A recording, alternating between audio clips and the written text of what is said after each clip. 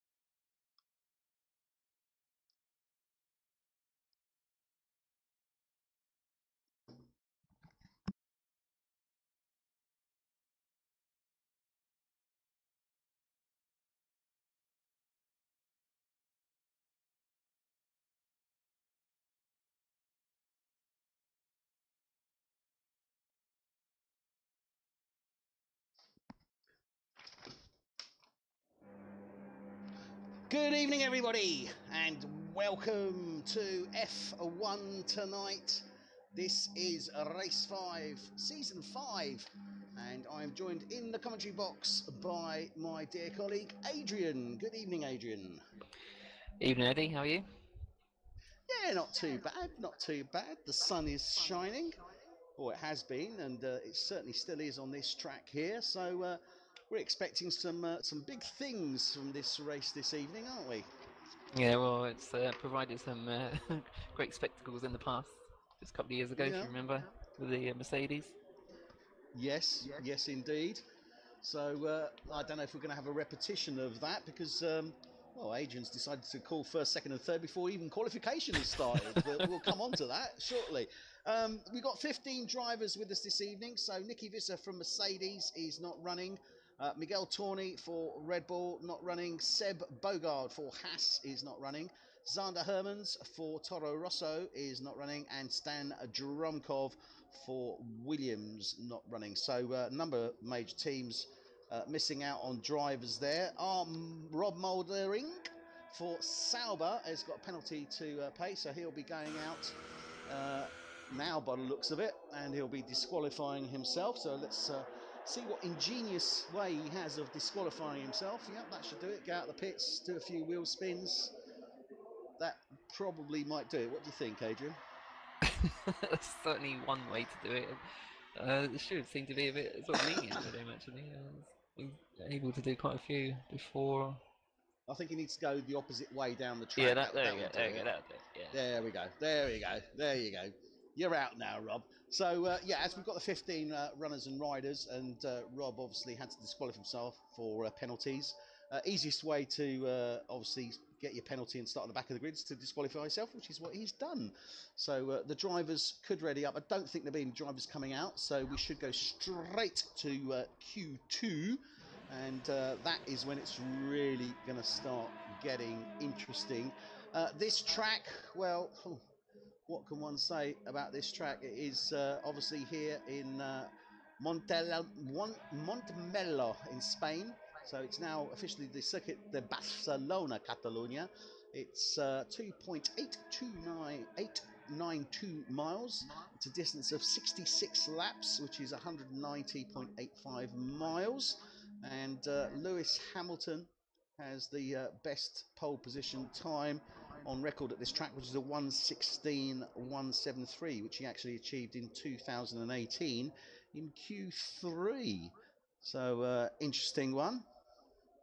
Yeah, just I'd like to point out, actually, drivers are leaving the pit. They're just going to do an outlap and come straight back in the pit, just to sort of confirm that their setup has been put on their car correctly. Yeah. So they're aware of it. They're aware of a glitch where you put your setup on, then abandon Q1, and it doesn't carry over to Q2. You're left stuck with a default setup for some reason. Oh, lovely. That's so helpful, isn't it? So to combat that, they'll... Gotta love them. Although Go on, you're saying? Yeah, I was just saying, yeah, just to combat that, they'll do just one outlap. They won't finish the lap, they'll just come straight back in. Yeah, okay. Well, that's nice and easy for us. We've got the standings as they are at this moment in time, but I wanted to discuss the track. Quite a technical track, this, isn't it? This Spanish Grand Prix, this Circuit de Catalunya. Yeah, it is. It's I have to say, it's not one of my favourites to race on. It's certainly one of my favourites to watch, though. Yeah, it's very well.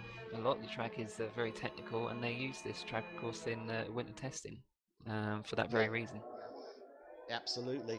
I've got to say, I've been out on track this week just to familiarise myself with the track, and my nemesis corner, I have to say, is, well, it's a bit of a tricky one.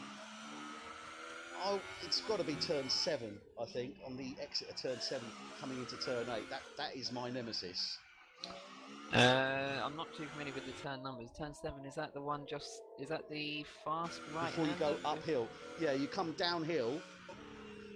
You've got a sort of dog leg left, and then you've got a hard left uphill, and then you've got the right hander. Yeah, I know the one. Yeah, I always seem to find myself laying down the power a little bit too early as I'm coming out of 7 and then ending up in the barrier on the left-hand side. Yeah, I've done that many times. If not there, it's turn 2 for me that catches me out. I've got to admit, turn 2, I've actually, it's the entry into turn 1 you've got to be careful of to get you lined up for turn 2. you can muck up the exit of turn 1 and the entry into turn 2, but you can recoup that and reline yourself up into turn 3, which is obviously that long right-hander, the 180, where you're effectively coming back on yourself. So yeah, it's going to be. It is a tough track. It is a fast track, though. I mean, you can really lay down some speed, and some of the corners as well. I mean, you're proper brown pants stuff when you're going around the corners sometimes. Yeah, it can be. Yeah, certainly.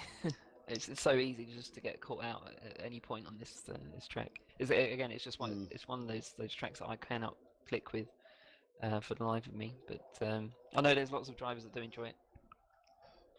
Well, even in my rusty state, I managed, after about half an hour, I managed a 127 on a set of softs. So I was relatively happy with that.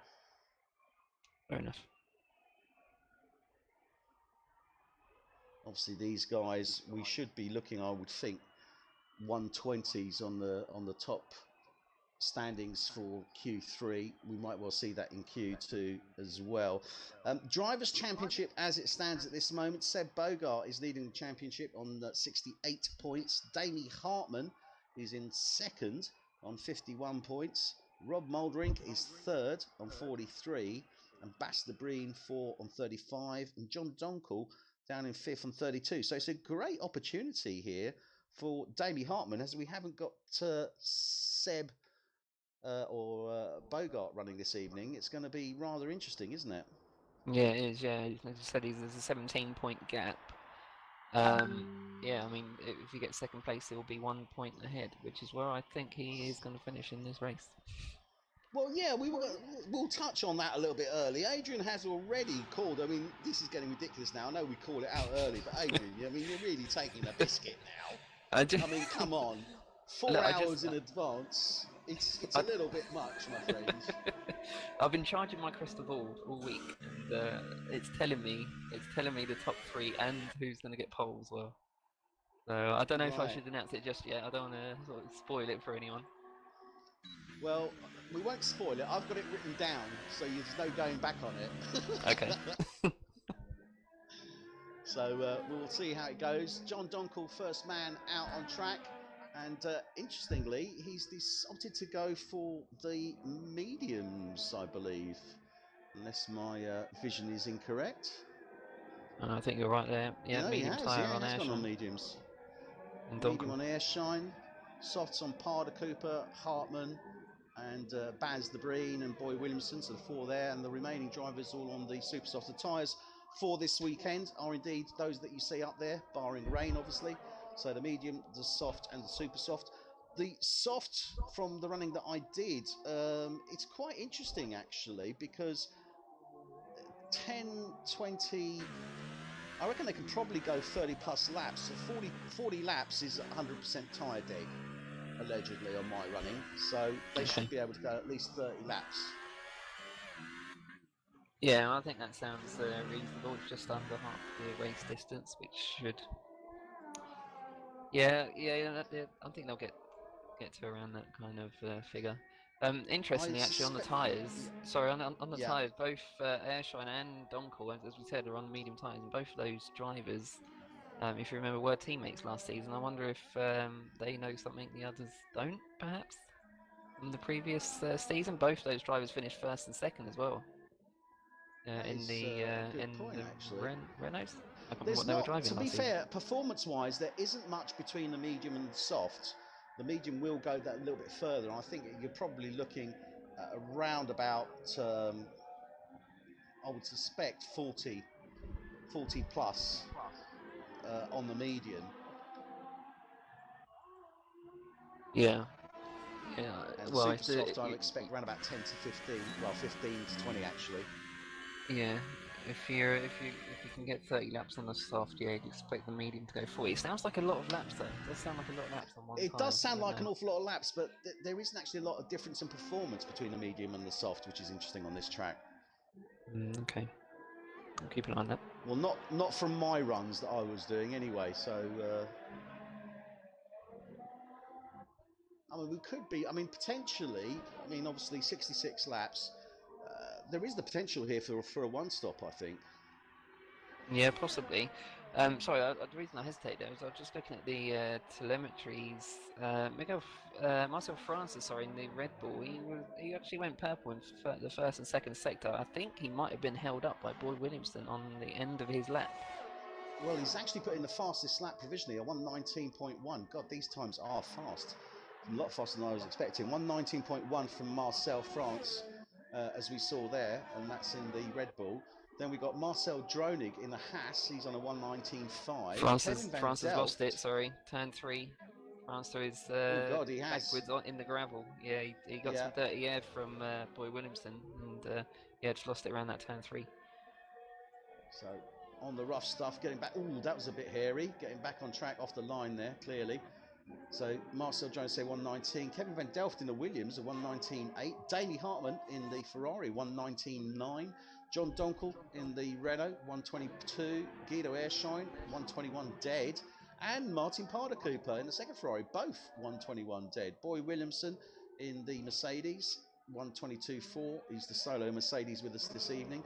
And Baz de Breen, a 1:23.033. So interesting. Rob Moldrink's still in the pits, Adrian. Mark Stappers is out on track. Peter Phillips and Marco Pullen. So we will be dropping the slowest 4, and obviously those riders at the moment, bottom 4, haven't set times as yet. Let's have a look. 4 or 3? I'm showing 13 drivers in this session. Oh, sorry, 3. You're right. Sorry, I do apologise. Yeah, 13 drivers. Oh, that's interesting. We're missing a driver somewhere. I'd like to give a little shout out actually. Hans Vanderberg is watching this this race and wishes the drivers good luck. So, fantastic, nice to hear from that Hans. And to coin an English phrase, I'm sure if you put hands across the water, then things might look good for a return. Let's hope so. Did you get that one, Adrian? Is that a bit too much, do you think, to translate? Yeah, that was... that's gone right over my head, I have to be perfectly honest. Oh, God. Hands across the water. Yeah, no, I'm still Friendship. lost, I'm afraid. Friendship. It's a term of friendship. Right, okay, there you go. Just me not being very cultured. Right, that's all right. I'll forgive you for that, mate. Don't worry, I'll tuck into my caviar and champagne in a minute. I was going to say, it's got nothing to do with you being prehistoric or anything like that. I won't even go there. It's just not even worth the breath. This is my favourite turn 7 here. Oof. Oh, I love that turn. That is my favourite.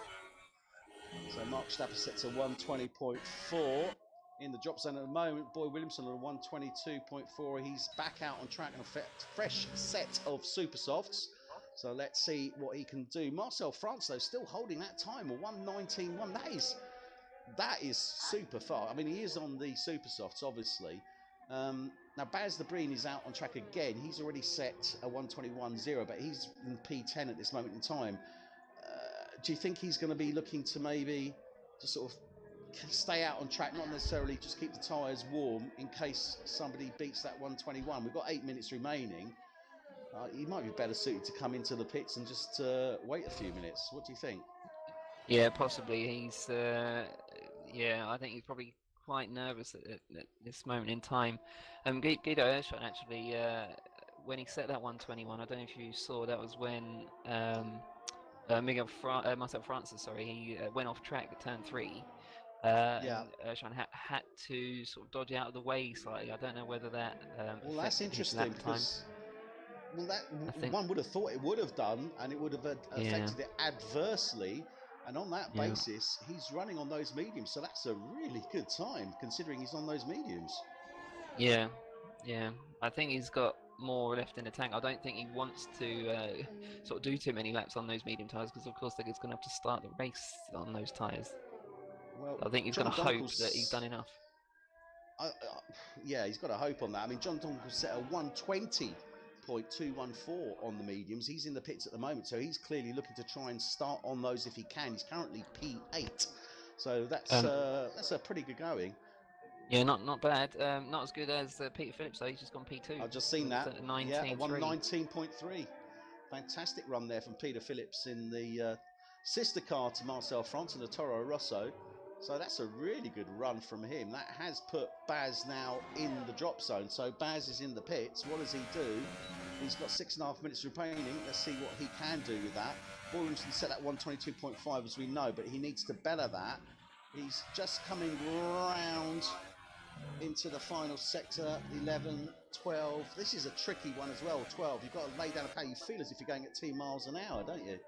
Yeah, I know exactly what you mean. Difficult. It is tricky. He's coming round now. Not looking too bad. I don't know if he's going to beat that 1:22 though. I don't think he is. Oh, he does, sorry. Oh, sorry, 1:19.4. So puts him in provisional P3 for this Q2 session. Has dropped Guido Airshine down and Baz de Breen as well now. They're both in the pits at this moment in time. Rob Mouldering still not out on track. No, he's still not done a lap. Boy Williamson's lap actually wasn't looking that spectacular, except for the final sector. He's sort of 3 tenths faster than anyone else. And yeah, he's at that 19.4. That's the sound time there. Well, that basis, that would have put him around about P8, P9, had he not put in that blinding final sector. So Airshine's back out. He's still out on track. So Airshine is out now. Sorry to just completely change the subject just then. No, that's fine, because I'll watch Boy until the end of his lap, and then we'll switch to Guido, because obviously he's on his out lap at this moment in time. Yeah. So 7. Let's see if Boy can improve on this at all. He's in the final sector now, final set of turns. Penultimate turn now. Oh, he's into the pits. Okay, so he's decided to come into the pits on that one. So let's go to Guido Airshine in that instance. He's just about to start his fast lap. So let's run on board and we'll get ourselves familiar with the track from the driver's point of view.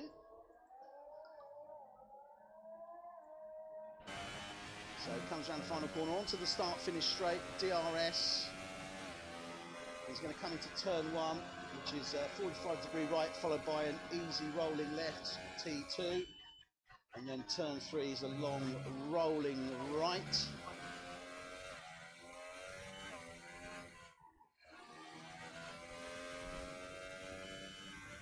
Then you come up to turn 4, long 180 right, uphill.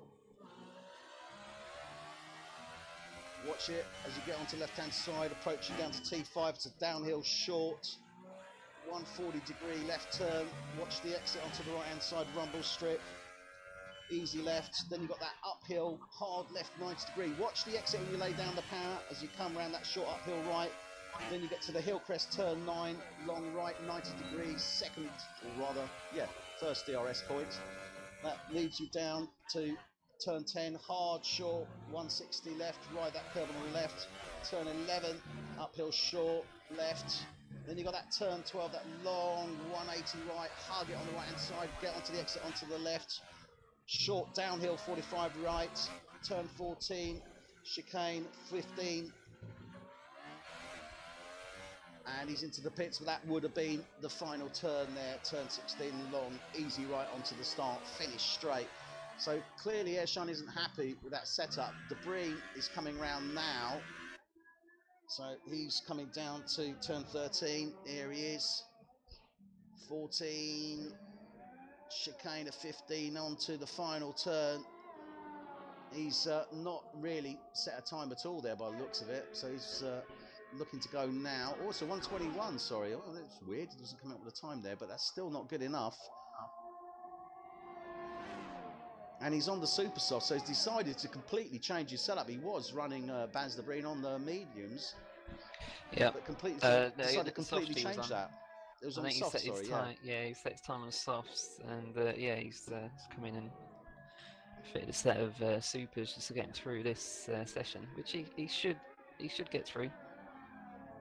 Well, fairly comfortably, I'd have thought. Well, Airshine's still in the drop zone. He's in the pits at the moment. He's going to need to get a move on if he does come out. Rob Mouldering has not set a time and has not come out of the pit. So I don't know if we've got an issue there with the Sauber. Yeah, might have.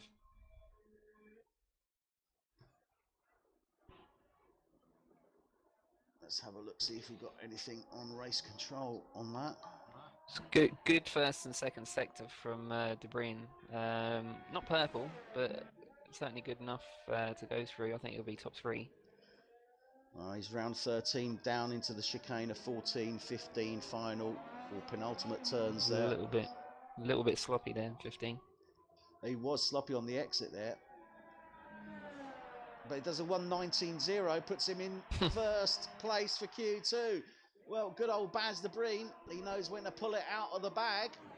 And that's what he's done there. I mean, we shouldn't expect anything less, really, to be brutally honest. Oh, look at that. Really. Damien Hartman beats him, goes into the 1:18 territory with a 1:18.7. Wow, that is an absolutely blinding lap from the Ferrari driver there, Damien Hartman. That came out of nowhere. Well, I mean, he's fast, but that wasn't expected, was it, Adrian? No, it wasn't. And again, I was watching his telemetry like I was De Bruyne, and both those drivers set sort of average first and second sectors, and then both were purple in the third sector by some margin over the other drivers, with the exception of Boy Williamson. Well, Erskine is about to start his fast lap now. He's gone over the line. He went over on 18 seconds remaining. So let's see whether Erskine can now pull it out of the bag. John Donkel is in the drop zone. He is out on track at this moment in time. Rob Mouldering has not come out, so he will be starting P13. So this is a straight fight here between Guido Erskine and John Donkel. Mark Stappers is also out. Now, Stappers and Donkel are both on the super softs. Erskine is on the softs. See what Donkel can do. Boy Williamson's just gone top. Oh, he has. Look at that. 1:18.709. My goodness. And there's a purple second sector from John Donkel as well. Oh, we're on board at the moment with John Donkel.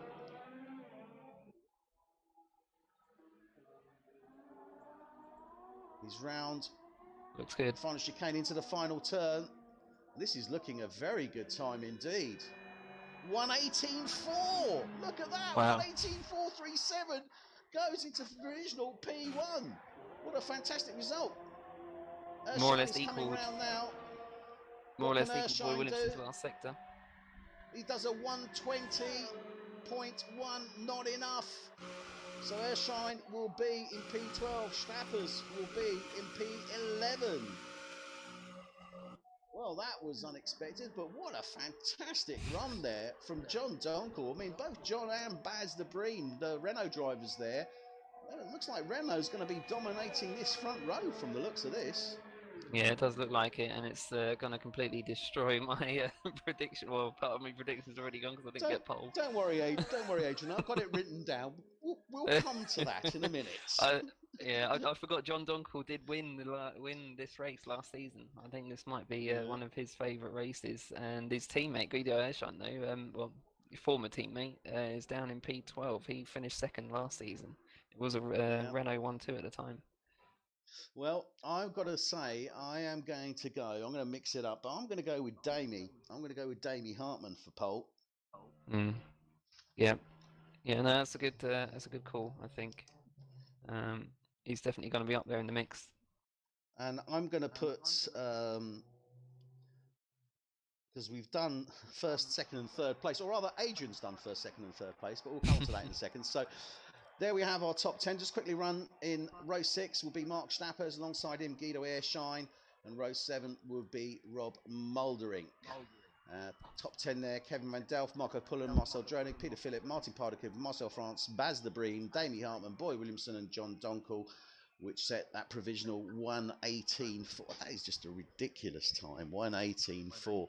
I mean, I know I like to make those comparisons, but this is going to sound absolutely ridiculous. Q2 time. Oh, actually, saying that, no, the Q2 time was actually set by Seb Vettel in the Ferrari on a 1:16.8. So, yeah, I was going to say, you said 16 something for Q3 for Hamilton. That's right, yeah, 1:16.8 by Seb Vettel. So, yeah. We haven't bettered the real world times. And we won't in this session because it's definitely raining right now. Raining! Okay, now this is really going to mix it up because we've got rain now for Q3. Wow, this is really going to change things around. Well, will it? That's the question. I think it will. As I said, I was going for John Donkel for finishing the race first. So I'll do my race 1, 2, 3 in a minute. But Damie Hartman I put for pole, but this I'm not so sure now with the rain. I think John Donkel's probably more likely to be the man that's going to be out there. Yeah, John's a great driver. I don't know how well he drives in the wet. I'm sure he is just as good, but I've never seen him race in the wet, so I don't. Yeah, it's a bit of an unknown entity to me. I haven't had many wet races in F1 tonight since I've joined. I don't think. No, we've had a bit of rain, but we haven't had wet races. And I'm not too sure we've had any wet qualifications. Now it is damp, so the drivers are actually out on their slick tyres, so it could be that this rain isn't expected to last. Yeah, I'm showing. Oh no, they're on showing intermediate. drivers Sorry. on inters. Yeah. Sorry, I do apologise. I was looking at the silly me as a commentator, looking at the picture and the walls of the tyres. I do apologise. They are on intermediates, even though on my screen it's showing as the Red Bull Super Softs, but never mind. Yeah. No, yeah, I'm definitely showing all tyres on the cars. That's the green ones. Yeah, they are indeed all on intermediates. And John Donkel coming round now for his first lap round the final chicane, round the final corner. But it's looking very, very hairy out there, isn't it? Yep, certainly. I would want to be out there. And I do generally speaking like driving in the rain, but just not this track at all. I don't even like it in the dry, to be fair. Well, as we said, I mean, it is a very technical track. So from that point of view, you know, if you're used to driving it fast in the rain, in the dry, it can be somewhat challenging in the wet, and especially round those long 180-degree turns like turn 3, 4, turn 12. That's really going to be tricky because you're used to going into that at a much higher speed. Yeah, absolutely. It's difficult. For me anyway. It's difficult to judge exactly sort of how the downforce is going to affect the car in that turn, and even less so in the wet. Yeah, it certainly is, and it's reflected because we haven't got any times set as yet. I mean, I'm staying on board with John Donkel because he was the first man out on track. Damie is purple in the first sector and the second because he's only the second person to cross that line. So it looks like he's going to be top. Looks like Pardacooper's quick as well, when the first sector especially. Well, we're on board at the moment with Damie Hartman. He's coming round the final chicane into the final corner now.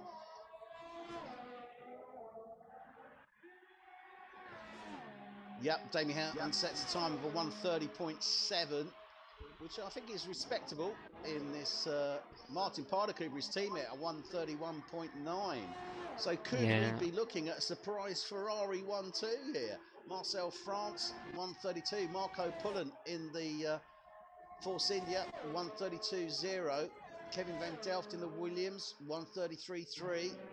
John Dunkel still to set time. Peter Phillips, Baz de Breen, Boy Williamson coming round now. And Boy Williamson goes into provisional P6 with 1:34.3. Marcel Droney coming round now in the Has. Has he got it? Very good. Yes, he has. He goes into row 2. He has done it. And with a 1:32.225. Don't give up your day job, Eddie. Yeah, I know. I'm sure it's an old one. But it makes me chortle. As long as you're happy. As long as I'm happy, exactly. Who cares about anything else? We're with John Donkel now as he's coming round. It's not looking too bad. 130.8, so he goes provisional P2 there.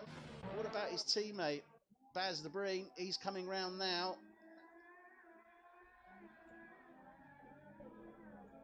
Just coming into Sector 2, or he's in Sector 2 at the moment. So John Donkel has gone provisional P2. He's split the Ferraris. Damien Hartman P1, Martin Pardakuper 3. Then we have the Red Bull of Marcel France 4. Marco Pullen in the Force India 5. Marcel Dronig in the Has got ahead of Kevin van Delft in the Williams, who's P8. Peter Phillips still to set a time, as is Baz de Breen. Baz coming round the final set of corners in Sector 3. Final chicane now. There's only two drivers. Only two drivers have gone under a 34.4 in the second sector, and that is Hartman and John Donkel. Everybody else is sort of 3 or 4 tenths slower than that. Baz de Breen, 132.593, exactly the same time as Kevin van Delft in the Williams. But Peter Phillips has got 131.8, so that has put him provisionally into that 4th row in P7. Let's have a look. Oh, Damien Hartman betters that lap with 130.491. Good shout there. Yeah, 34.1 in the middle sector. He's, you know, more than half a second faster than anyone else in that sector alone. Is into the pits. France into the pits. Pullen into the pits. And Van Delft as well into the pits. A number of drivers coming in. We've got just under 5 minutes remaining. Do you think we're going to see any change to this order? Yep. I think Peter Phillips is about to improve his time, although, as I just went to him, he's sort of lost it a little bit in the last sector. I don't know if this will be an final improvement set of corners there. He's looking very wobbly around 16. No, he's lost it in those corners. De Breen, though, is looking fast. He's done a 34.3 in the middle sector, 24.8, which is the third fastest first sector. See what this last one's like. He's round here. Can he get P1? Can he make it? A 1-2 for Renault. No, he makes P2, pushes his teammate into the second row with a 130.808. You might have called the pole position correct on this one. I think I did. I was a bit concerned with the rain, but I knew Damien had it in him. Hartman John has run out of set fuel. a 130.476 and just beat Damien Hartman. Adrian, don't speak another word. Hartman was actually on for a faster lap. He set the purple second sector and then ran out of fuel. And then John Donkel just took pole. So he's got a whole lap to go with no fuel. He's not going to get back in time, is he? No, he's not going to make it. No, he's not going to make it. So Damien Hartman undoubtedly will be starting in P2. The question now is, can Baz de Breen improve on his time? Can he better a 130.491? He's got to take 4 tenths out of his previous best time. Is he capable of doing it? Yes. Can he do it? Well, we'll see. Not on this lap. This is a wind-up lap. Or wind down lap. He's going to charge up and go for it on the next one. He's in mode 0 at the moment. Yeah, he's fully charged.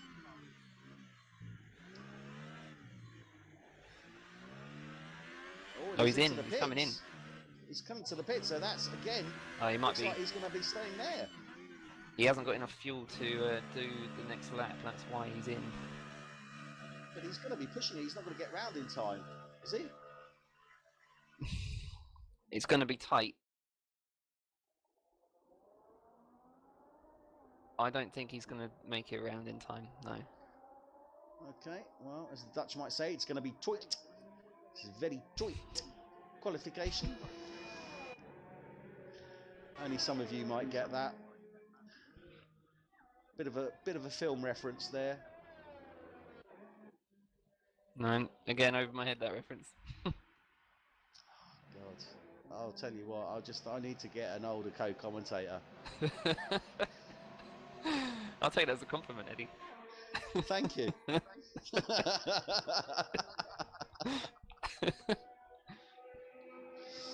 Oh dear.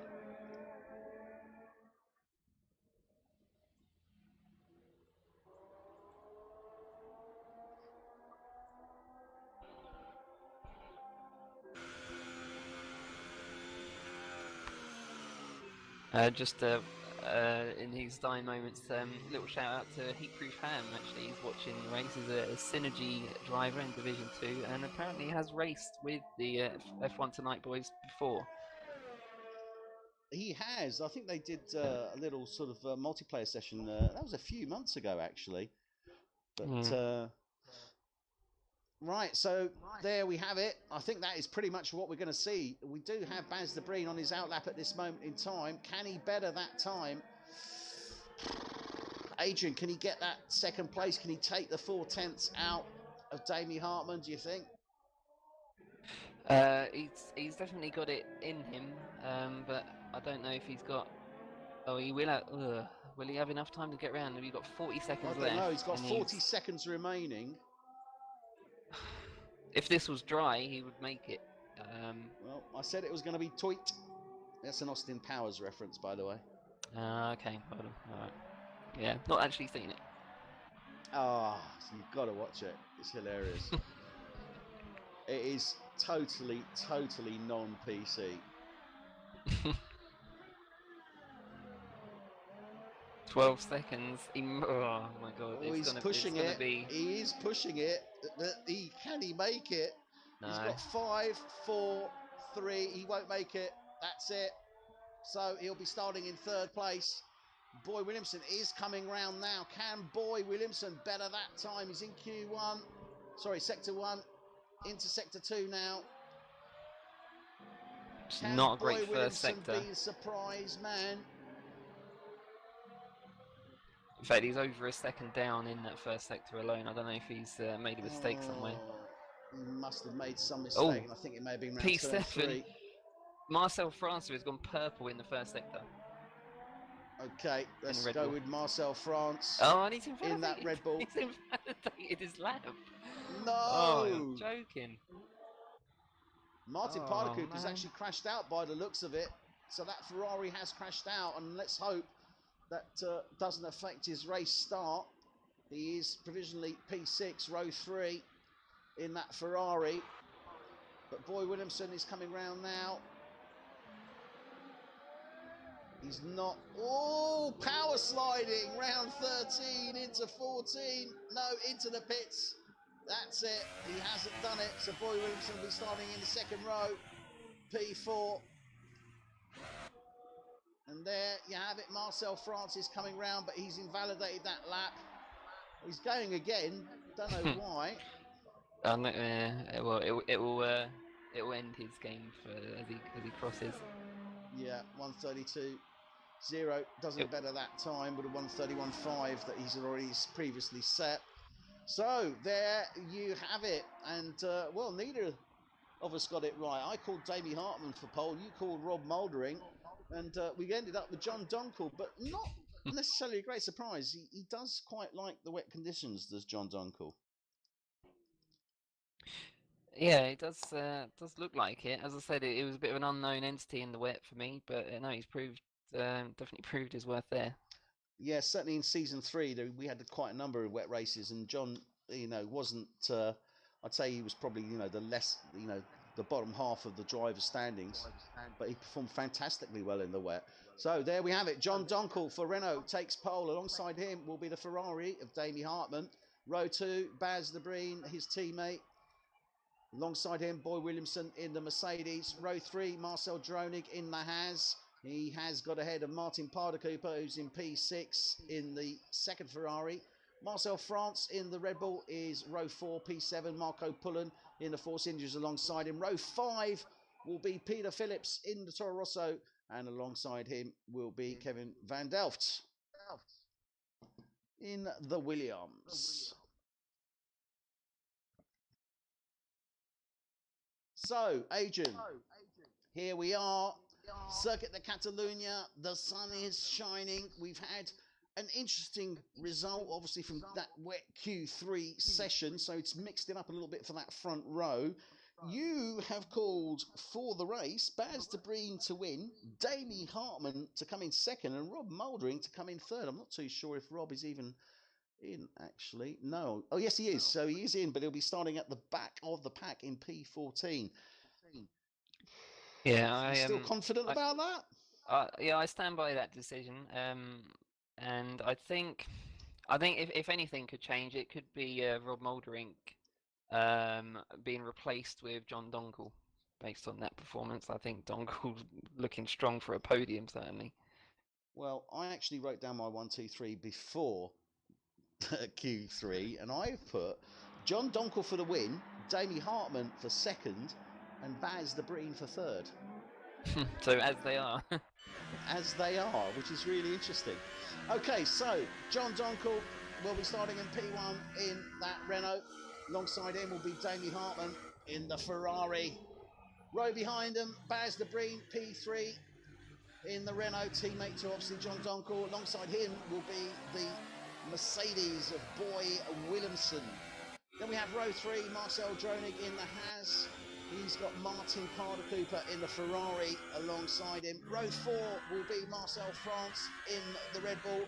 Alongside him, Marco Pullen in the Force India. I'd say keep an eye on Marco. I think he's. I think this could be an interesting track for him. So that's my little sort of bit of fortune telling there. And then we have Peter Phillips in row 5 in the Toro Rosso. Alongside him, Kevin Van Delft, as we said, in the Williams. Mark Stappers in the Sauber will be P11, row 6. Guido Airshine in the Force India alongside him. Then we have Rob Mouldering bringing up P13 in the second Sauber. So those are our runners and riders. 66 laps is the duration of this race. And tyre choice, well, top 7 all on super softs. Marco Pullen, oh, that's interesting that he's gone for the softs. Not necessarily surprised by that. Peter Phillips, Kevin Van Delft on the super softs. Mark Stappers is also on the softs. So only Stappers and Pullen on the softs. Everyone else is on the super softs. So clearly they're going to be looking to go that little bit deeper, aren't they, Adrian? Yeah, I'm surprised actually. Nobody's, no one outside the top 10 has gone for the medium tyre. Yeah, not sure why that is. I'm probably starting right at the back. I think Mouldering may have benefited from starting on the medium. Yeah, I think you might have been right there. It would have taken him deeper, and there's not a huge amount of performance difference. So they're lining up on the grid now. Last man coming in on the grid, Rob Mouldering, just bringing into his slot now. We are now going to switch over to race control. And they're off. No, they're not. Lights are on. And they're off for the start of this F1 tonight, Spanish Grand Prix. And John Dongle, Baz de Breen already got ahead of Damie Hartman and Boy Williamson. Terrible start from the Ferrari there. Before he gets into turn 1, he's already down in P4. He's got both the Renaults coming ahead. Oh, a real fight there between the Mercedes and that second Renault there. Cooper's off. Damie Hartman getting the mix. Cooper is off. And France has gone off. And Marcel France as well. Yeah, Marcel France, Cooper is out though. The Ferrari of Cooper is out. Marcel France in the Red Bull has lost his nose, and that was an incident coming round turn 1. Well, hardly surprising on that. Who's come out the winners on this? Well, let's get back up to the top. John Dongle still leads the way. Baz de Breen is in second place. Boy Williamson in the Mercedes is close in behind him. Damie Hartman, terrible start from Damie Hartman there. He's dropped down into P4. Marcel Dronig stays where he was in P5. Kevin Van Delft, though, has gone from 4 to 6. Guido Airshine has gone from 12 to 7. Marco Pullen stays in P8. Stappers is up 2. Rob Mouldering, his teammate, is up 3. So he's already got from 13 and he's into 9. He's got past his teammate Stappers. I think that probably would have been a little bit of assistance there. So good start there, certainly from Mouldering. Yeah, Mouldering, he did have a good start. A great off the line. I was riding with him actually. Did touch the back of his teammate. Just on the sort of starting grid. Didn't look like there's any damage or anything. But yeah, it looked like Stappers did let him pass into the hairpin. Tactical move. John Dongle sets a provisional time for fastest lap. He's in P1 at the moment. He's got his teammate tight in behind him, just under a second. Boy Williamson dropped a little bit now off the back of Baz de Breen. He's got Damie Hartman all over his gearbox though. He's only 3/10 off the back of him. Surely Hartman is going to have to make a move, but he needs to stay with him because they've got a bit of a stretch yet still to go for that DRS zone. They've got to do this another 3 turns. And he needs to stay on the back of him, doesn't he, if he wants to take advantage of it, and he's already dropped down 7/10. Yeah, he's got to keep on him. Guido Ershine actually has got a 3-second penalty for multiple warnings. It looked like he tried to dodge a huge piece of debris on turn 1. Must have been from Tyler Cooper's Ferrari. Yeah, I imagine a number of drivers going to have to try and dodge that. It's right in the middle of the track. Is it right in the middle of turn 1, is it? Yeah. On the exit of turn 1, rather, into turn 2. Yeah, on the exit in the centre of the track. Well, that's going to be interesting. Let's go on board with John Donkers, who will be the first man to hit that. Yeah, it looks like that has now been cleared. Oh no, it's not. They're on the front of turn 16 there. Baz de Breen sets a 1:24.1, so he's closing in on his teammates, 2/10 off the back of him. Is he looking to try and make a move? DRS has been enabled. Yes, look at this. Baz de Breen makes a move into 1. And gets ahead of his teammate John Donkel. Yeah, it's a good move. Couldn't quite tell if that was team orders or not. I don't think it was. I'm just looking at the tyres on these guys, and they've got green wall tyres on. I see that as well.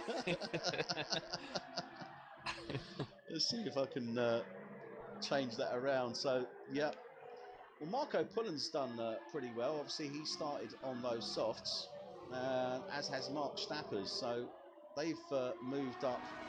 Well, Mark Stappers won, and Marco Pullen stays where he is, so they pretty much really stay where they are. I thought they might have improved, but Boy Williamson still closing in on the back of those Renaults. Damie Hartman is still in the mix there, but Damie, he had a terrible start, didn't he?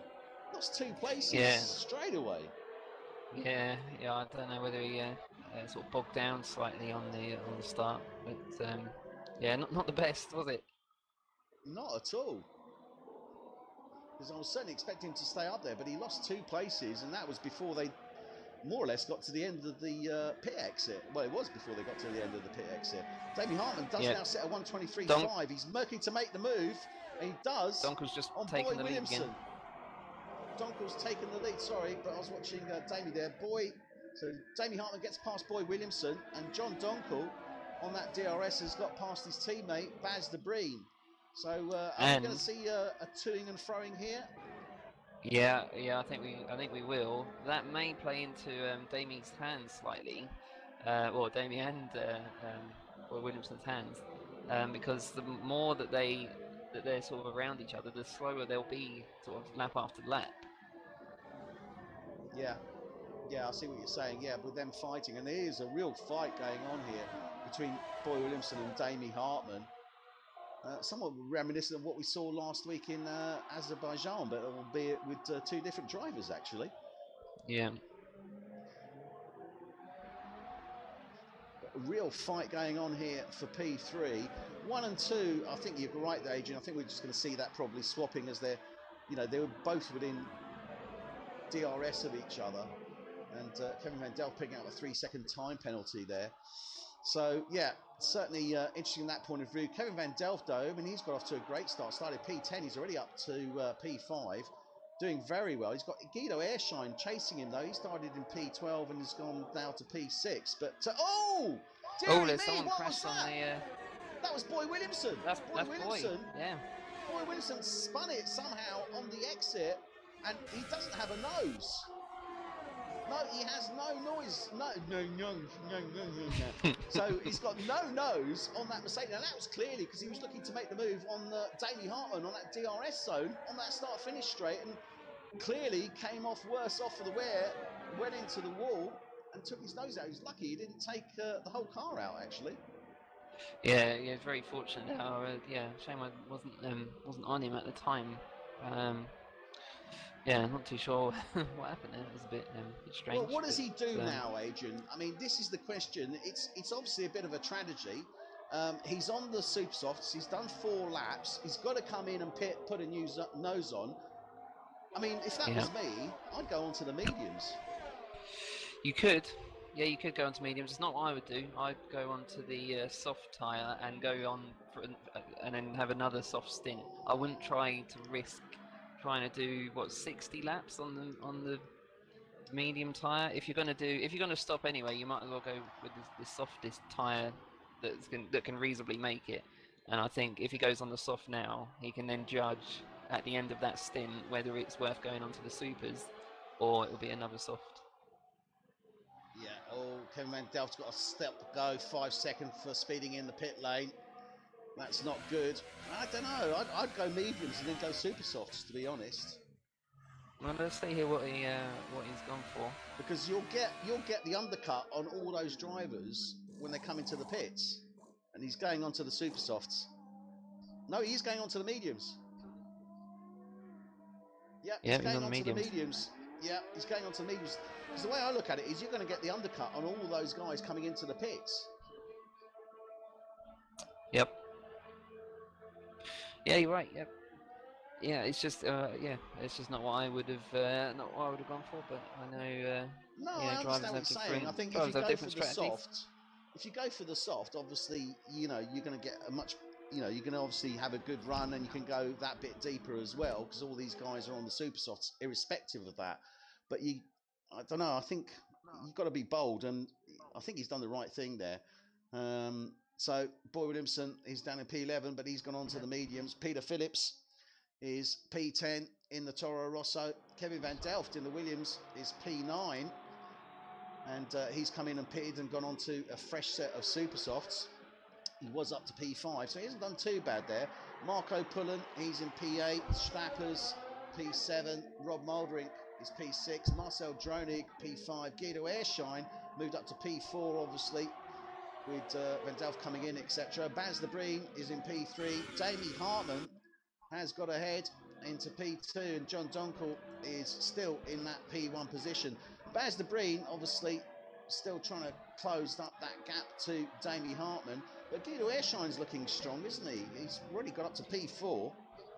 Yeah. Well, we know he's strong at this track. Of course, he did finish second here last season. So I'm expecting good things from him. Just meanwhile, while you were sort of just talking there, Williamson did look like he was going to lose a place actually to sort of back of the grid France.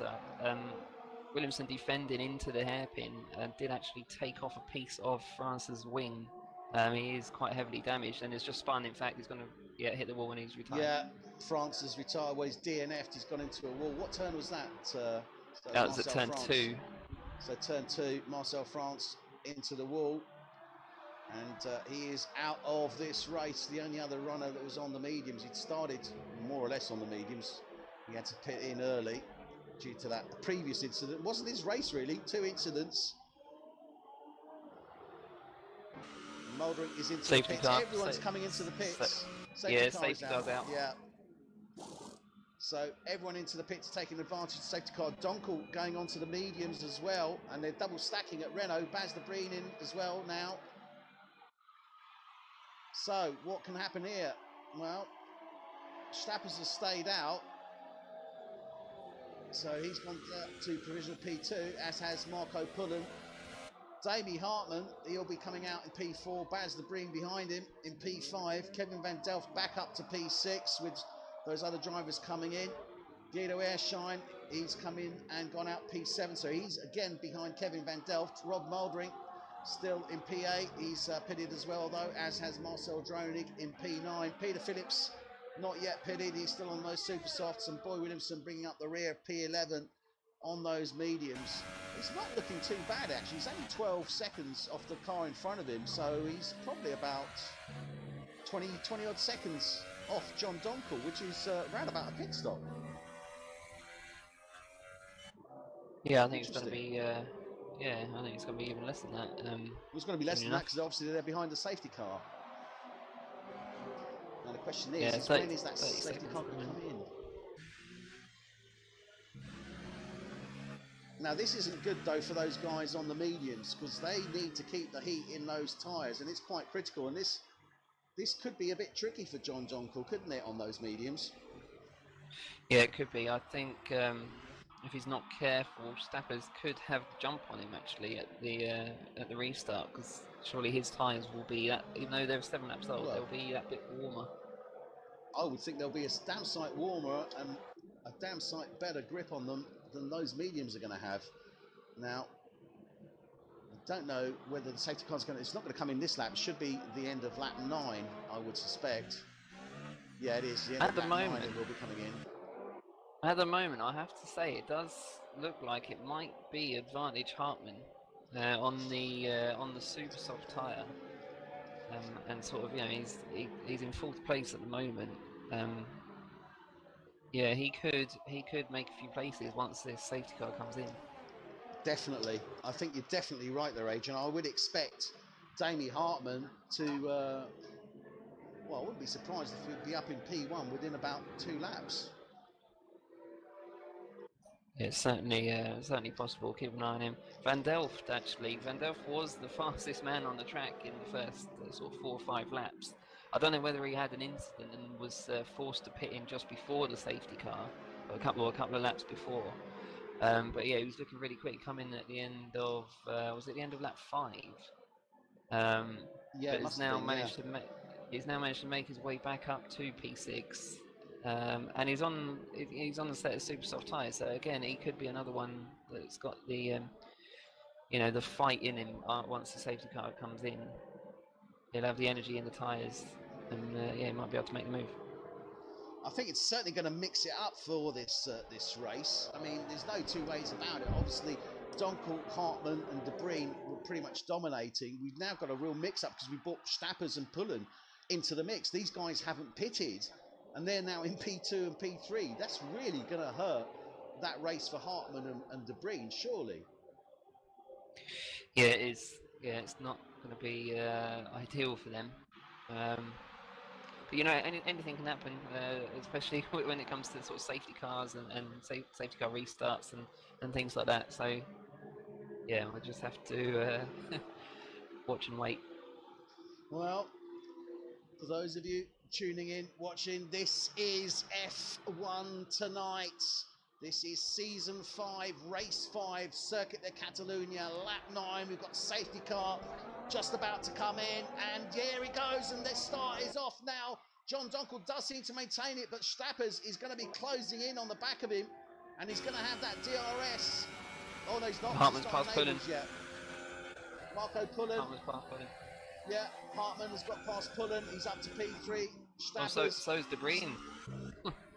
Wow.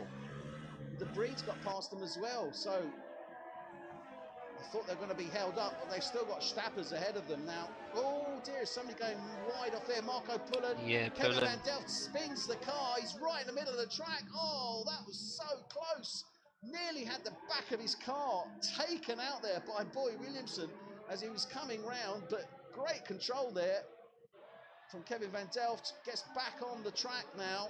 But what's happening up ahead? Well, Stappers has dropped down now to P5. Moldering has got ahead of him, as has Bas de Bruyne and Damie Hartmann. So John Donkel now has got his old foe, Damie Hartmann, on those super softs all over his gearbox. He's going to make the move sooner. I said 2 laps, but it's going to be less than that. It's not even a lap yet, and he's already harassing him in a major way.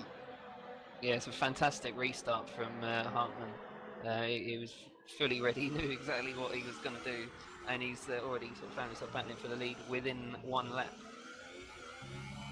So Damie Hartmann now, as they come around 16, we're on board with him. He's going to hit that DRS, and when he does, he is going to go flying. John Donkel trying to break the tow line there, see if he can slow him down a bit more into turn 1. Oh, look at this, this is so close. Round 2. John Donkel really going defensive here as much as he possibly can. But Hartmann, well, I've got to say, great show from Donkel on those mediums. From Hartmann's point of view, I mean, he is really running well there. Yeah, he did defend really well on the harder time as well. And Well, on the much harder tyre. See, Hartman's on the super soft. But yeah, that was all about ERS. That was all about ERS then, and obviously breaking the slipstream, stay on the inside line to defend. And yeah, he did it exactly right. Well, Hartman now, second DRS. Can he make it count as they're coming down into turn 10?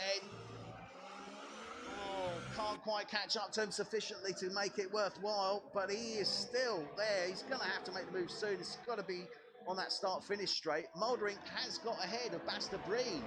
Now, that's not a great surprise because he is on those super softs. So Bas de Breen is now been taken again by Rob Mouldering. Oh, Mouldering's into the pits. Mouldering's in. Interesting. So that releases Bas de Breen into P3. DRS has now been enabled. This is going to give Hartman a chance, but it's a tough It's one. a drive-through. It's a drive-through for Mouldering. He's serving it now. So Mouldering is serving a drive-through, which explains why he came in. And that's a shame. Shame really is, isn't it? So frustrating when you get those, because, you know, that could have completely changed the course of the race for him. Yeah. He started last then. He made his way all the way back up to, what was he, third at that point, and then he was, yeah. He's had to come in for a stop. He's starting at the back, and then he's got to do a stop-go. It's like the gods are not with you, are they? Well, there's plenty of this race left yet.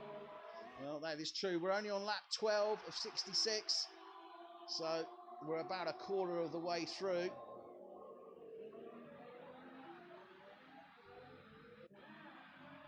And Damie Hartman is still harassing John Donkel, but cannot get past him. And I've got to say, that is fantastic defensive driving from Donkel to keep Hartman at bay. Yeah, it's amazing. And not only that, but it also helps Donkel's teammate De Breen to catch Hartman as he's having to battle with the other Renault. Indeed, De Breen only 1.4 off the back. Stappers is now 7 seconds behind De Breen. Marcel Dronig is in P5. Guido Airshine P6. Boy Williamson in that Mercedes is now up in P7. Peter Phillips in the Toro Rosso is P8. Kevin Van Delft in the Williams, he's down in P9. Rob Mouldering is P10, as we were saying, and Marco Pullen bringing up the rear in P11. But it's close, but Stappers is not giving up. He's closing in on the back of Dronig. Dronig's just taken him by the looks of it, hasn't he? Yeah, he was ahead, wasn't he? Stappers was ahead of Dronig. Dronig's just got passed into turn 1. But look at that, Stappers is coming back, and Ershine's overtaken him now. So Ershine's overtaken Stappers, so clearly Stappers is not running too well on those softs at this moment in time. He's got the green spanner on his dashboard.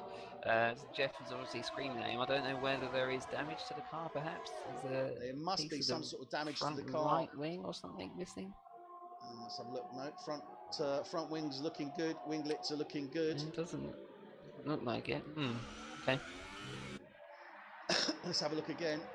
No, his front wing's looking fine. Ershine's wings looking fine. Mouldering has just gone fastest in the second sector. He's obviously, full attack mode now. John Donkel, fastest lap, 1:23.1. So Mouldering now is trying to get back. He's got Peter Phillips just over a second ahead of him. Guido Airshine is closing in on his old teammate from last season, Marcel Dronig. And Rob Mouldering sets the fastest provisional time of 1:23. Now that is flying. He's definitely looking to get his way through this field, isn't he, Mouldering? Yeah, and that was on his outlap. Yeah. Yeah. Actually, I don't think it was. I don't think it was. No, it wasn't. No, it wasn't. I'm just thinking, no, it couldn't have been. If that was an outlap, I mean, that would put him in the 1:15s. With the best in the world, still good I lap, don't think he's quite there. You've got to face facts. So we're on board with Guido Airshine. Yeah. We're on board with Guido Airshine. He's closing in on the back of his old teammate Marcel Dronig. They're just coming round to turn 10 now, into turn 11. Now surely it's going to be, one would have thought, advantage Airshine, and I'm just looking at this now. But saying that, Dronig's got good DRS? I don't know actually. He's got the super soft tyres as well. I don't think Ershine's going to make enough of a difference here, is he? No, not quite. No. Is he out? I think he's out of DRS range. Is he? He is almost out of DRS. Yeah. Sorry, DRS range. I think he's more than a second back.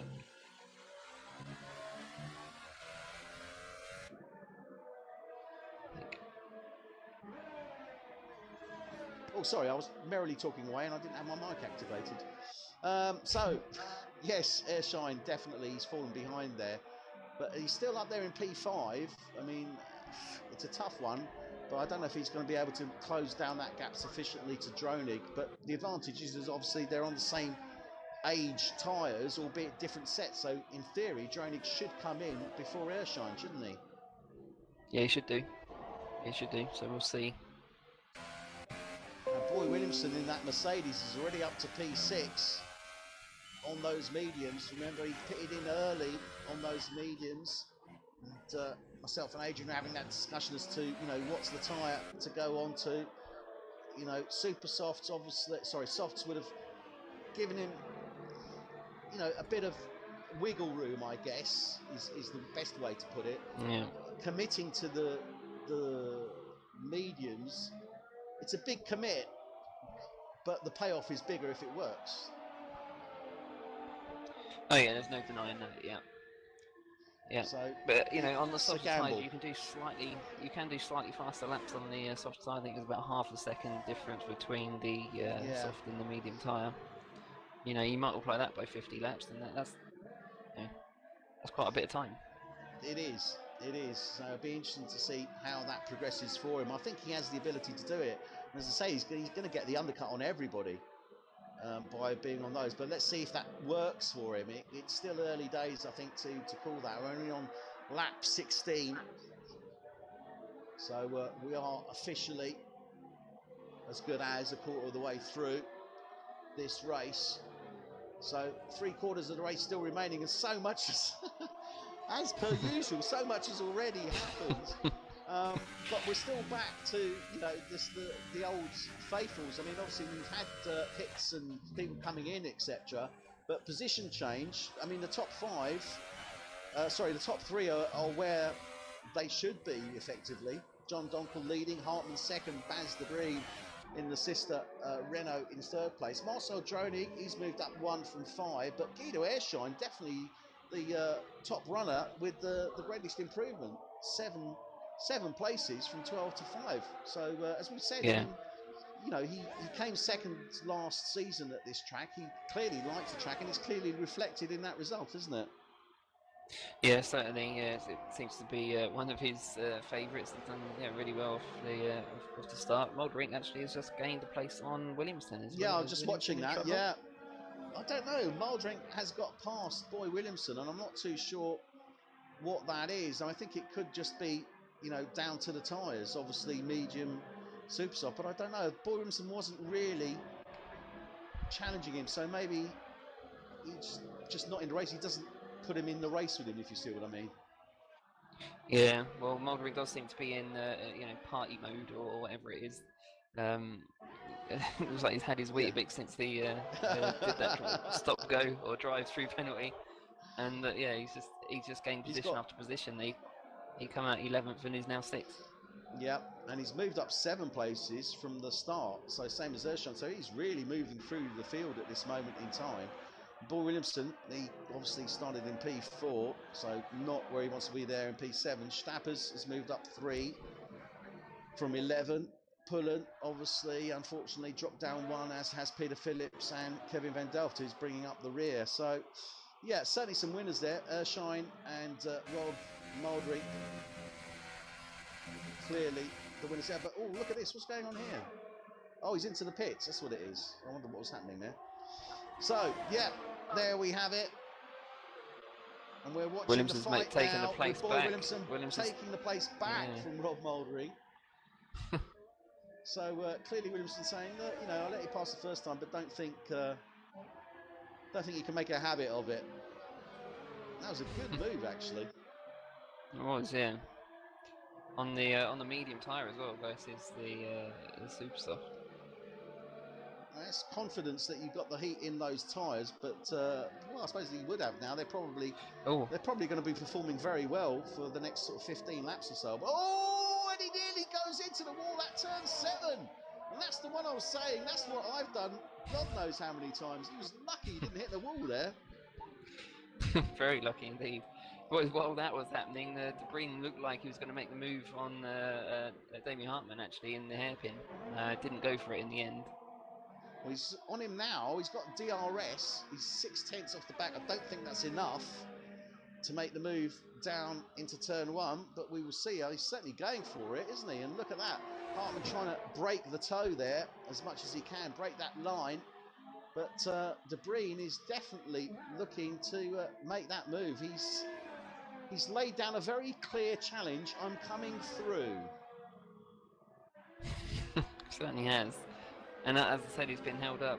Well, although Hartman's actually 3 seconds off of the back of John Donkel. I don't know how that's happened because Hartman is on the super soft tyres and Donkel's on the medium.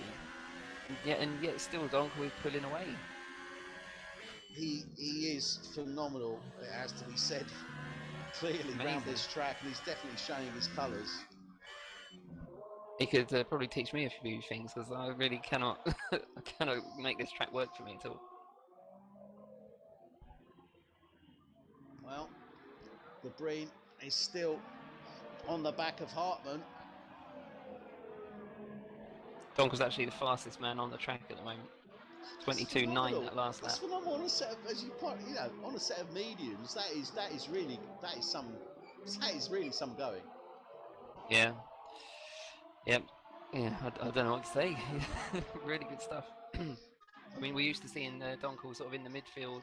I know he's got sort of a couple of podiums here and there since I started Baz De commentating. Bruyne does make the move, on Damien Hartman on that DRS before turn 1. So Baz De Bruyne now has got ahead of Damien Hartman in that Ferrari. So has he got sufficient to stay ahead of him? Well, he's certainly eating into that ERS. So I think we're going to see Hartman coming back at him actually and challenging him. Probably within the next lap, 2 laps maximum. Yeah, I'd have thought so. Molderink's in the pit. I don't know if you're aware of that. He's just gone onto the soft tyre. He's coming off the super soft, gone onto the soft. So that's interesting. Those tyres, I don't think were working for him because those super softs weren't that old either, were they? No, they weren't. About 12 laps old. Yeah. So I mean, we certainly saw them lasting that sort of time. Yeah, he's going to have to stop again. One would have thought. We've got 46 laps remaining. I can't see him doing that on the set of softs. I could see him going onto the mediums. Now, that's the interesting thing. I mean, you would have thought maybe he might have been better off going onto those mediums now, because we're in the territory where they could take him to the end of the race on paper. Yeah, that would have made more sense. I can't imagine him taking the soft tyres to the end, but we'll see what he's got. I'm sure he's got some plan in his mind. Well, you say that. I mean, I don't know. I mean, I did the run. When I did my run, and this is bearing in mind that I'm not the best at saving tyres in any way, shape or form, 50% where was 20 laps, 40% where would be 100%, sort of calculating it back up. So that's me not being great on tyre. So I guess you could stretch those softs for, a good stint, and maybe you could do them for 46 laps. Yeah, maybe. Hartman looks like he's going to try and do 40 odd laps on the soft tyres. He's just come out of the pit on a fresh set. Yeah, so he's come out on a fresh set as well, Damien Hartman. So I'm thinking those softs can go a lot deeper, and on that stead, then those mediums should be able to go even deeper. So could we see Boy Williamson? I don't think he'll go to the end of this race. He's already done 15 laps. He's got 46 remaining. That'll almost be the full race distance. But he can probably go up into the mid-50s and then maybe go onto those super softs if he can get far enough ahead and make the jump on those pit stops. Yeah. And he's only got, 13 seconds, 14 seconds on the driver's sorry, 18 seconds, so less than 20 seconds on drivers ahead of him. He could potentially, once they all pit, take that P1 position. Yep, certainly could happen.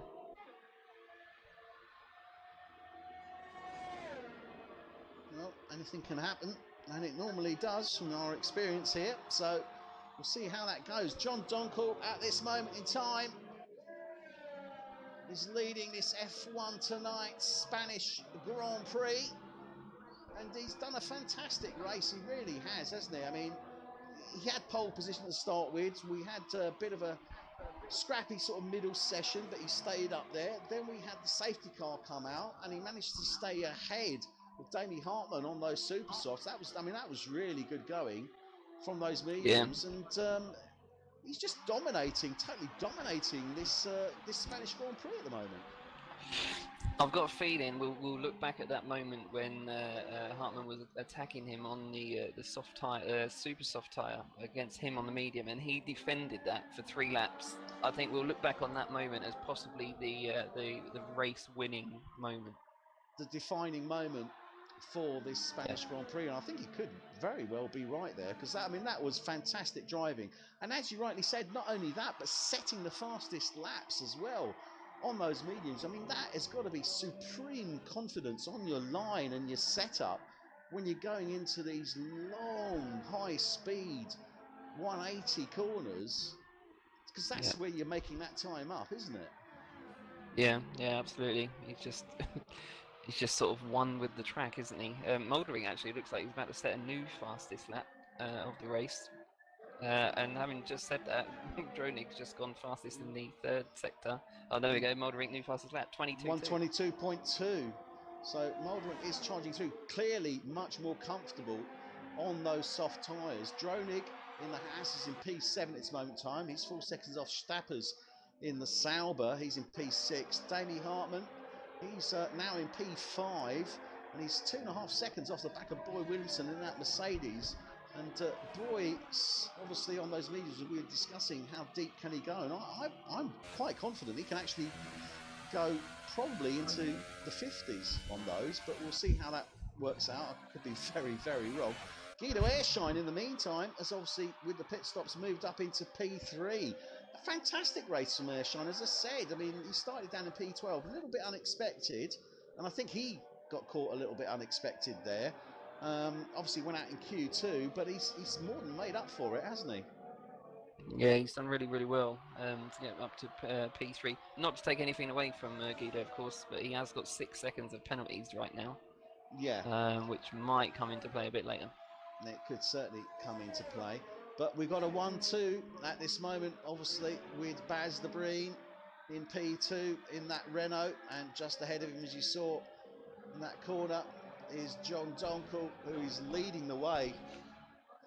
And well, yeah, what more can you say with regards to that phenomenal race? I mean, but strategy now, I mean, obviously they're looking to go deep. John Donkel certainly on those mediums. Boy Williamson, I'm sure, actually no, Boy Williamson won't take the lead, because John Donkel's on 16 lap old mediums. They're only 2 laps older than Boy Williamson's ones. Yep. So he won't take that P1 position, but he's going to get very, very close. So interesting to see. The Baz de Breen is now starting to close in on his teammate. Do you think he's going to look to make the move on track? Because he's going to have to pit before his teammate, isn't he? He is, yes, but right now he's on the softer tyre, and you have to say, I know that the team orders won't come into play exactly, but purely for the fact that John Donkel just seems to be faster on the medium tyre. But generally speaking, you'd have the driver on the softer tyre, you know, go ahead of the other driver, like we saw with Sauber when Stappers let Mouldering through. I don't think we'll see that at Renault, actually. I very, very much doubt we'll see that with these Renault drivers.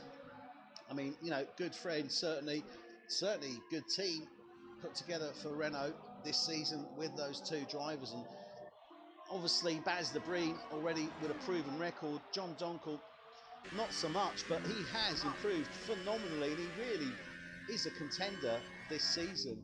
There's no two ways about it. I mean, he's in P5 in the championship at the moment, so he's definitely a contender. Yeah, there's no doubt about that. There's no denying his skill. And yeah, no, I'm really impressed with his drive so far. So the question here now is how is Guido Airshine going to do? Is he going to be able to maintain that pace? It's going to be tough for him though, because he's on 17 lap old softs. He's going to have to come in with Baz the Breen as well. But then we've got Boy Williamson, as I said, on those mediums, so he'll clearly make the jump on those two. And Damien Hartman is on a fresher set of softs, so Boy Williamson and Hartman are still very much in play here, aren't they? Down in 4 and 5. Yeah, oh yeah, 100%. I think Hartman especially, actually, Hartman's going to make the move on Williamson. Which he does. Yep, he gets ahead of him before they even get down to turn 1. Rob Muldrink sets the divisional fastest time with a 1:22.034. So he's definitely flying, but he needs to. He's got a lot of time he needs to make up. And a lot of cars he needs to try and get through on track before he comes in for another pit stop himself. That last lap, Eddie, that Muldrink just set was more than a second faster than anybody else on the track. That is absolutely phenomenal. And lest we forget...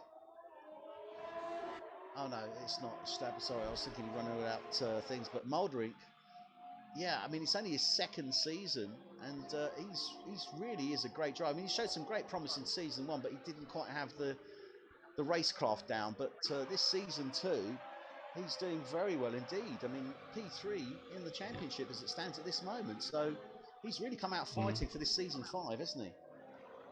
Yeah, I was going to say, what, season 1 and 2 are actually season 4 and 5. Just for the avid listeners.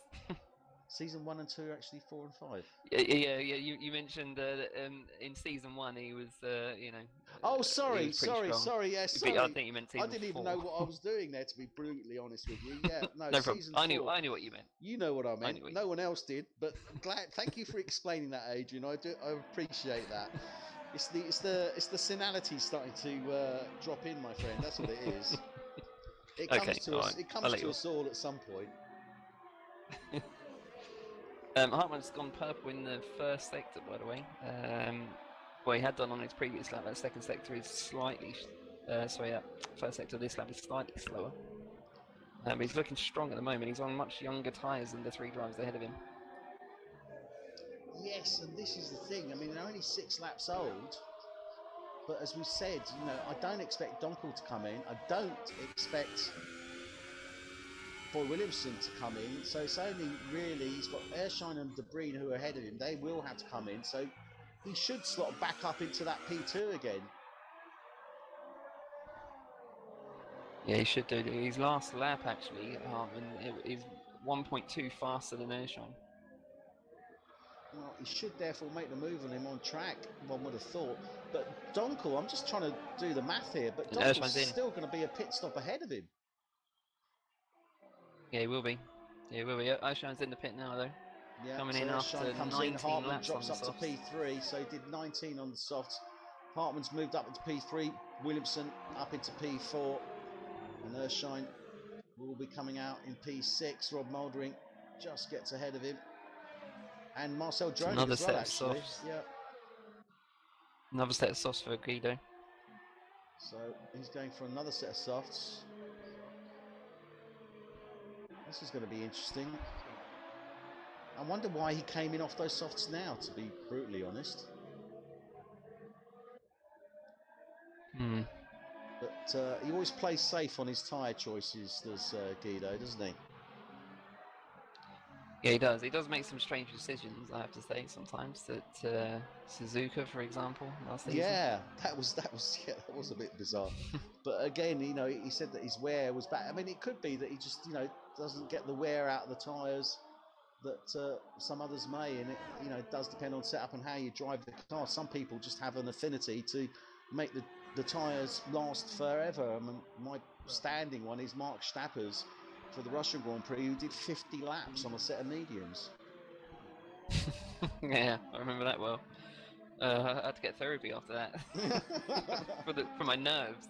I mean, it was a phenomenal run, it has to be said. So, yeah, anything can happen. Absolutely.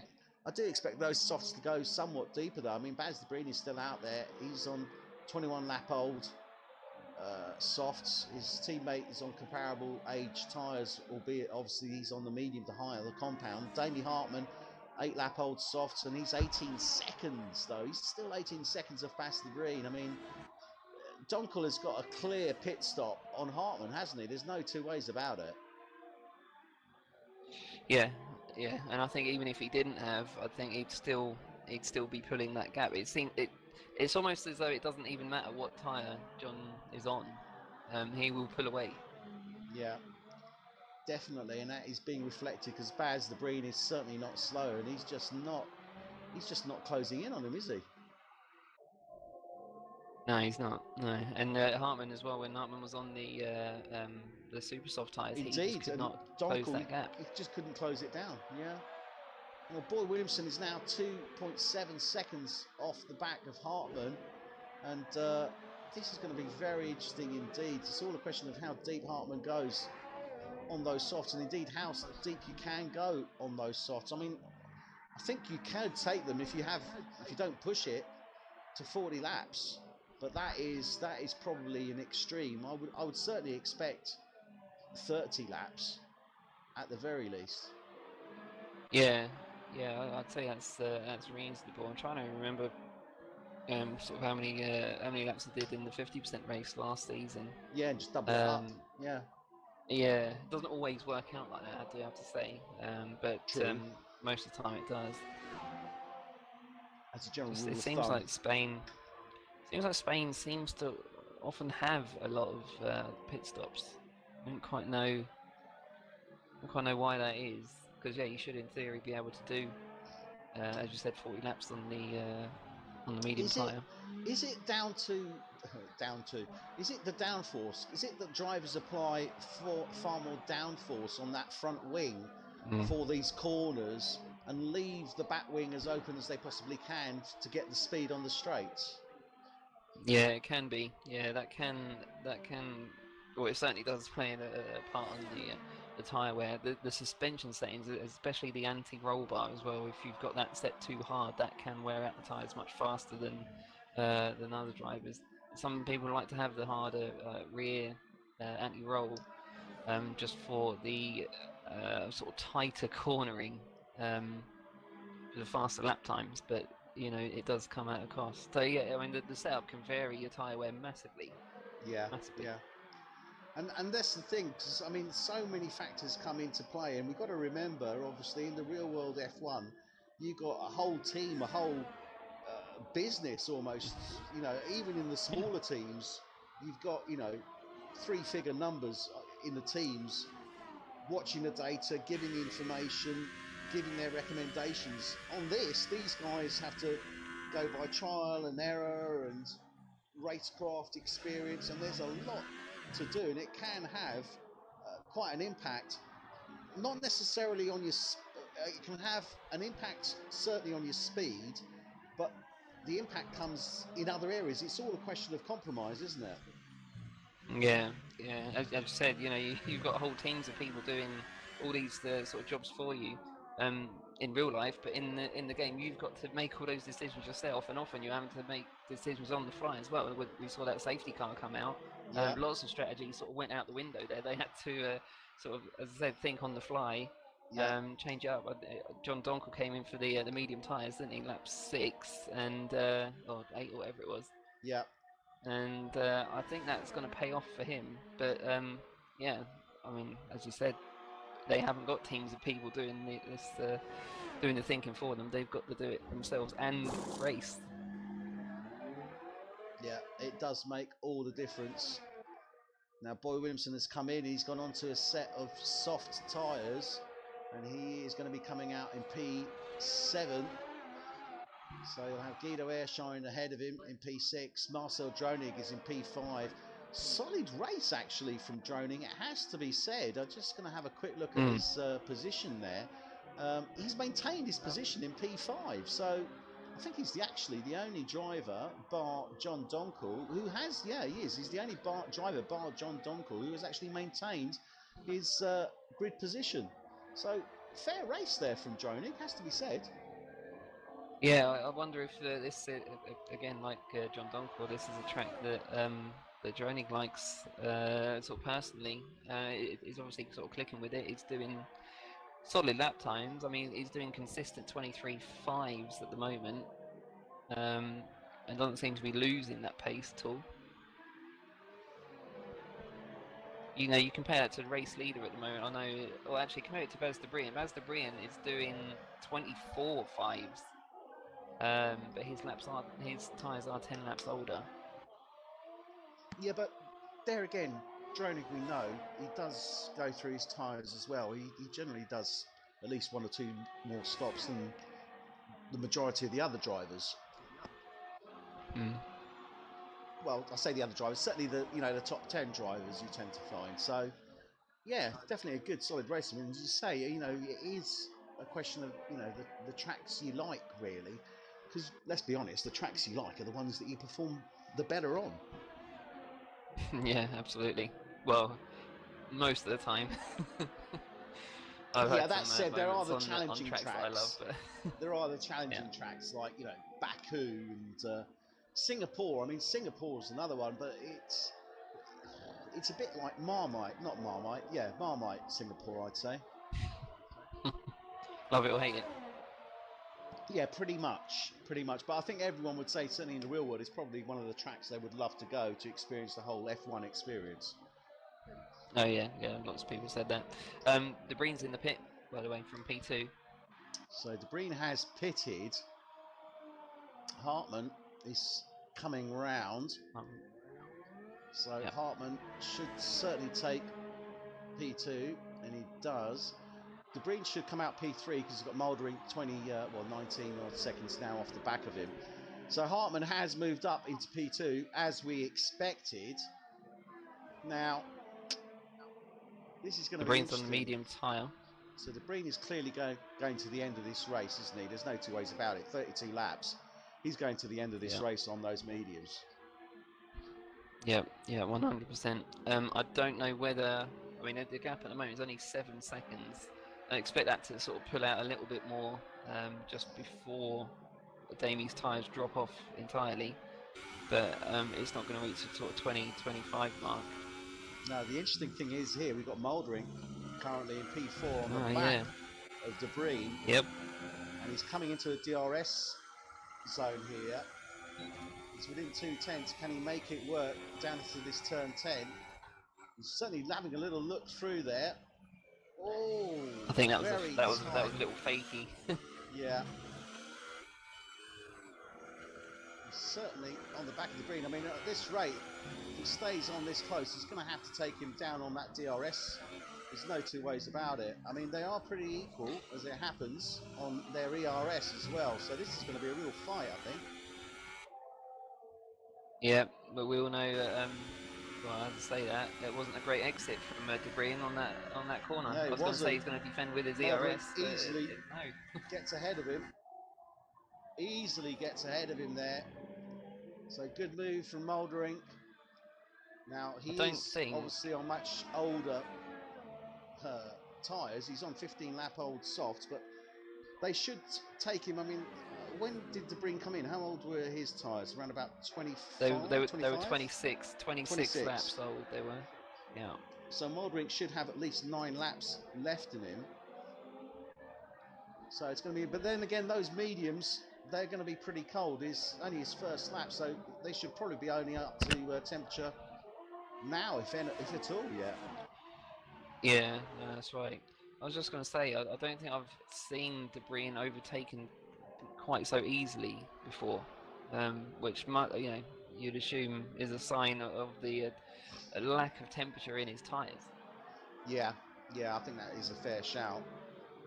But he's staying with him now. I mean, this is the thing. He is staying within, 6-7 tenths of Mouldering. I mean, you could see De Brien coming back on those DRS points because they were pretty equal on the ERS, and I don't think they would have eaten. No, they Again. haven't eaten a lot of ERS there. No, they haven't. But I was just saying again, just comparing the last corner. Yeah, the exit on the last corner between Mouldering and De Bruyne. Mouldering just had it sort of bang on, and De Bruyne looked like he was, I don't know, just going a bit kind of overcautious.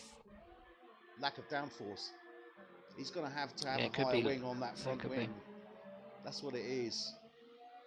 He's clearly got higher than most people would expect on that front wing to give him that straight line speed, and he's got to be cagey, and especially let's not forget, obviously he's got the car ahead of him, so his downforce is going to be pretty low as well, isn't it? Yeah, true. Yeah, true. Yeah, I'm impressed with sort of how far Mouldering has managed to pull away actually in that last lap. Bearing in mind that De Bruyne's tyres, you'd imagine, have warmed up by now. They should be up to temperature, one would have thought, within 2 laps certainly. So I think De Bruyne could start closing that gap down now. Be interesting to see. Appreciate he is on. He is taking it very gingerly through that 14 and 15. There's no two ways about it. Yeah. Yes, he just hasn't got it quite, you know, as well as Rob's got it. No, you could say, well, you know, he is on the medium tyre versus the soft tyre, but you know, it's not stopping his teammate. No, that is very true indeed. And John Donkel is just stomping ahead. I mean, he's got 17 seconds on Damien Hartman, 18 seconds as it stands now. I've got to say, I'm a little bit surprised by that, because I was expecting him to have a clear pit window advantage, but that doesn't seem to be the case. No, I think he can still do a few laps. He's not losing any pace. So I'm just looking at his last sort of 10 laps on those tyres, and they're so consistent. You know, you're talking 23.2, 23.4. Okay, yeah, he goes up for a while, and now he's back down to 23.5s. And yeah, he's just, you know, he's within that sort of 1 second window, sort of lap time wise. He is slowly but surely pulling yet further away.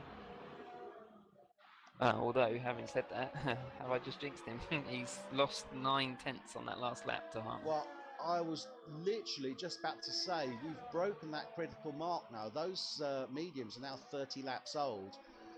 Yes, we certainly would expect them to go to around about 40, but that said, we know that this track does seem to, and again, depending on your setup, obviously get into those tyres. He's done well, certainly 30 laps, but the question now is, how much further can he go on those mediums? And if he comes in, what does he go on to? Because we've got 28 laps remaining here.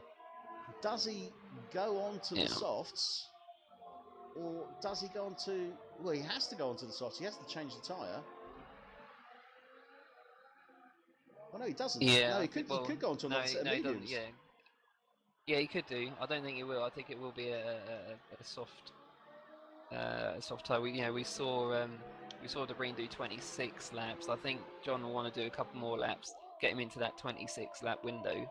Yeah. And then go on to the soft tyre, knowing that Hartman's definitely going to have to pit again anyway. So I think by the end of this race, he might find himself crossing the line about 25 seconds or so before Hartman.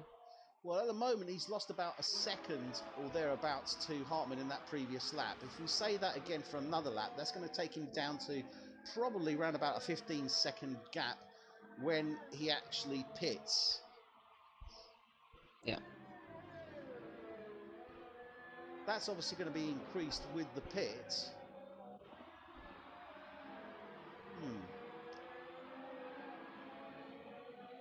I think he's going to have to go deeper. But I don't know if he's going to be able to. I think he's going to need to go to around about 35, 36 laps, actually. Okay. But he's clearly losing grip on those tyres, isn't he? Oh yeah, they are starting to sort of peak. Well, they're past their peak, but at 24.0 on that last lap compared to Hartman's 23.3. Speaking of lap times, De Bruyne is actually the fastest man on the track at the moment with a 22.7, and again he's on the medium tyre. Does seem to be quite a favoured tyre, especially in the Renault team garage at the moment. Yeah, and I think it is down to the setup that they've got on those cars, and I really do think they are running much lower downforce than the teams around them actually for this track. Yeah, could well be. So at this As moment, you said, in time, lots of. and John, look at that! That back end is really swinging out on that exit of turn 2 there. Ooh. Yeah, he won't want to do many more laps. I'm not seeing his pit window thingy pop up just yet. Definitely looking twitchy. I mean, he's good on the line, and certainly that's where he gets the speed and builds speed. But on those low, sort of tight corners, he's going to have to watch it here. I want to see his exit around 7. Oh, it's not looking too bad. That was tidy. It is tidy. Having to back off on that normally flat out right-hander of turn 8, is it? The right-hander. Mm. Oh, sorry, turn 9 when you come onto the DRS. Turn 9. That's the one. Yeah, that's it. Turn 9. So he's not going flat out round there as he was previously. So clearly, but you know, it's on 40 laps now. Is he going to come in now? Nope. No. He stays out, and as I think he is going to have to go that bit deeper, and I think he's going to want to go onto a set of super softs actually. You might do. No, I still think he's going to go onto the softs. I think you do probably 1 or 2 more laps, go onto the softs, and then do the last sort of 24 or so on those. But that lap time actually wasn't too bad, 23.6. He sort of 4 tenths faster than the previous lap. So I don't know whether he's found a sort of second or third wind within those tyres. Well, sometimes you just get used to that certain loss of grip, and you just compensate on your entries into those corners, and you can still make up the time by those high speed sort of low downforce sections. Yeah. So as long as you're quite careful, right. you know, you can maintain that, and that can give you, as you say, you know, it's giving him that second win, but that's not going to last long because these tyres are going to deteriorate far more dramatically and far quicker than they have up until this point. So he's probably got 2-3 laps maybe left in him on that basis, which would take him to sort of around about 43-44 laps. And it's very twitchy on the exit of 15 there, but look, 16 not nice and smooth. It's okay. Yeah, he's got another 4 tenths faster, 23.3 that last lap. Now this is going to be interesting. Now Yeah, the pit window here is certainly around about 21-22 seconds, I believe. So on that basis, Davey Hartman should get the jump on him of about 7 seconds. Might be tight to Rob Mouldering, but he is going to get ahead of his teammate Baz the Breen as it stands at this moment in time. But he doesn't, you know, he's not losing time yet, as we've rightly said. He is still keeping that pace. But this could be quite a critical stage as well for John, couldn't it? I mean, let's face it. If he gets this wrong on those tyres, he could get a puncture, or worse, lose it on a corner and DNF. Oh yeah, absolutely. There's always that risk, especially when you come into sort of the end of the life of your tyres, because you know, anything beyond, well, it's effectively anything beyond sort of 50% wear, they can just randomly puncture. They don't have to necessarily get completely up to the top end. But yeah, it's always time penalty. It is a big risk. You've got to feel confident with the car, but you've got to feel confident with the grip as well. And now, oh, excuse me, I don't know where that came from. He's got Guido Airshine ahead of him on the track. I think it was the Force India that I could see ahead of him. So he's starting to come through, obviously, the field of back markers. That's going to affect his downforce when he gets in tight behind people, and that's not going to do his tyres any more favours, really, is it? No, it's not. I think that was that? No, it's Dronig he just passed. It's Dronig that's behind him. So it should be Boy Williamson. Well, I think it's Guido Airshine that's actually ahead of him. Oh no, he just lapped Stappers. Sorry, not Stappers, he just lapped Renault in the Sauber. So John Donkel still leading this race. He's on 35 lap old medium tyres. How much deeper can he go? And when he pits, what is he going to... Oh, and he spun it round 12. Oh, He spun it. He's back on, but he has spun it. He's got to come in now. He has got to come in now. Surely he cannot stay out there any longer. What does he do? I think he was trying to get into the super soft territory. Does he stick with it, or does he go on to softs? Damie Hartman is coming round the chicane, round turn 15, one turn to go. He will take the lead of this race.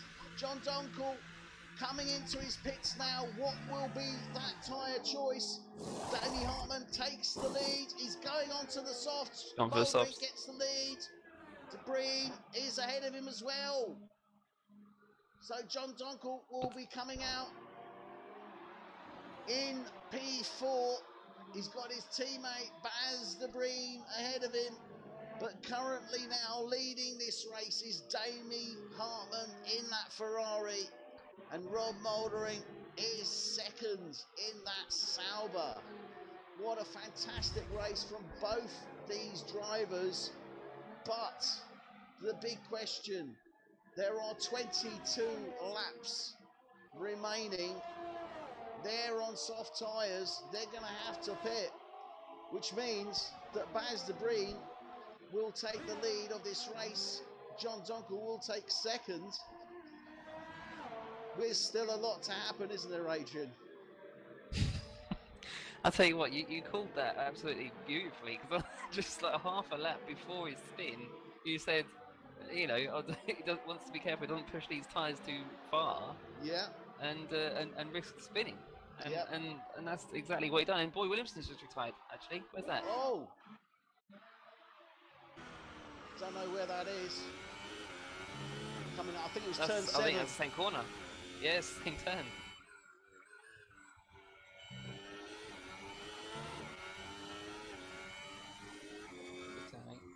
No, coming around 9. Yeah, yellows after turn 9. Yeah, it was on the exit of turn 9. Yeah. So on the exit of turn 9 now, there we have it. So Boy Williamson is out. The Mercedes is out of the running now. So it's down to Damie Hartman here. What can he do? He has got, well, how much life now? We were talking about the life left in John Donkel's tyres, but how much life has he got left on those softs? We know that they can certainly go, was it 27 laps, did we say? Baz Debris? Well, Debris did 26. 26. Debris did 26. So 26 laps, you're running on a lighter fuel load. 30? 32? Yeah, I wouldn't want to push it. I wouldn't want to push it based on what I've just seen from John. He's having such consistent laps, didn't look like he was losing grip or time at all. And then all of a sudden he just loses it into 7. Yeah, and then so I'm wondering. Damie Hartman is in the pit, has come in. Rob Mouldering stays out and will provisionally lead this race, and I'm sure he's going to have a big old smile on his face just for that, isn't he? Absolutely. Let's look at that. A 20.9 from John though on the soft tyre.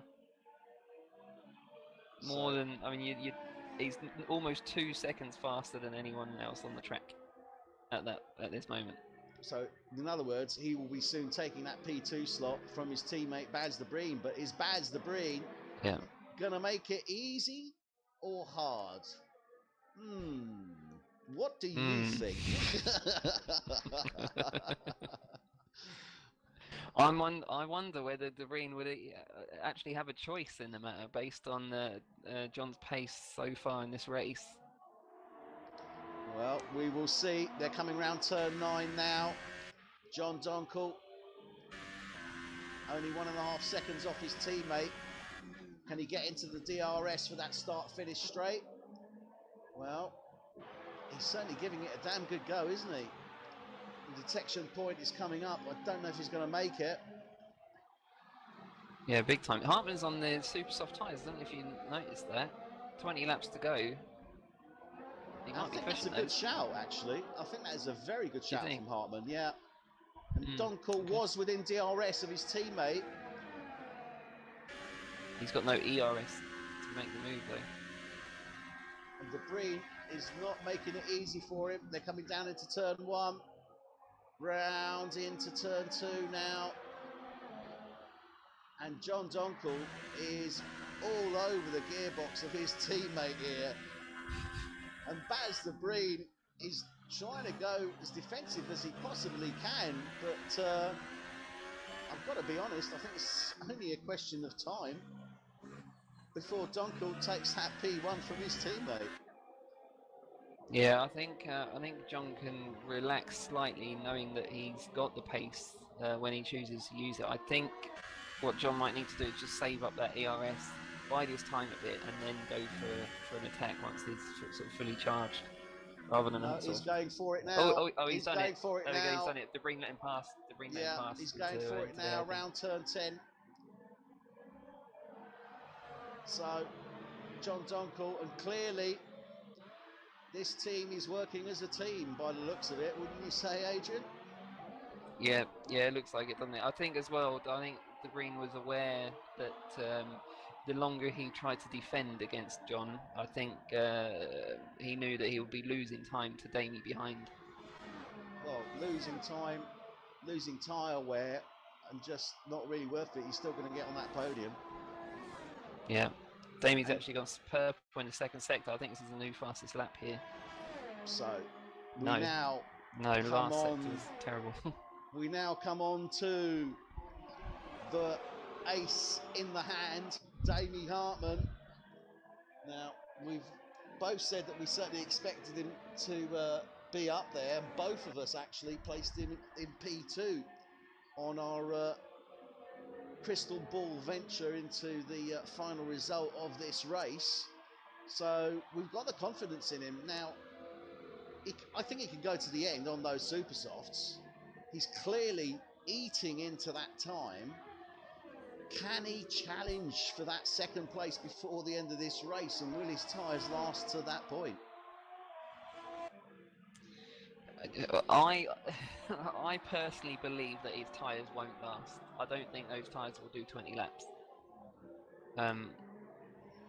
So I don't know. I think Moldering might be in with a shot of getting that P3. Well, that is the other one, because he's only 2.1 seconds off them. He's on a set of softs. Clearly, he's able to go to the end. I mean, this was as referred to it, it's the ace in the hand, because if it works, this could really set fire to this result as it stands at the moment. We've got 17 laps remaining. We're quite confident we're going to see a Renault 1-2, but Hartman, I think, is out to spoil that game. Yeah, I think he is. Moldering's actually just set the fastest lap of the race, 20.5 on the soft tyres, as opposed to the super softs on Hartman. This is not looking good for Hartman at this moment in time. Is he going to rue that tyre choice? I mean, the other way to look at it is did he just want to get out ahead of Moldering and try and pull that gap out, knowing that he had to pit anyway? Yeah, maybe. So could it be that he's just looking to get that gap to Moldering? But it's not going to be easy. He's got a lot of time to make up, and that being the case, he's going to have to push those tyres, so that means he's got less laps to do it in. Yeah, time is certainly running out. John Donkel's just done a 20.8 on the soft tyres. He's the second fastest man on the track after Rob Moldering.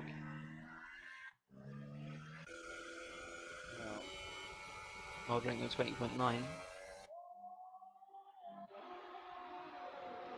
Nobody else is even close to those times. Damie Hartman, 3-second time penalty. So he's cutting corners there.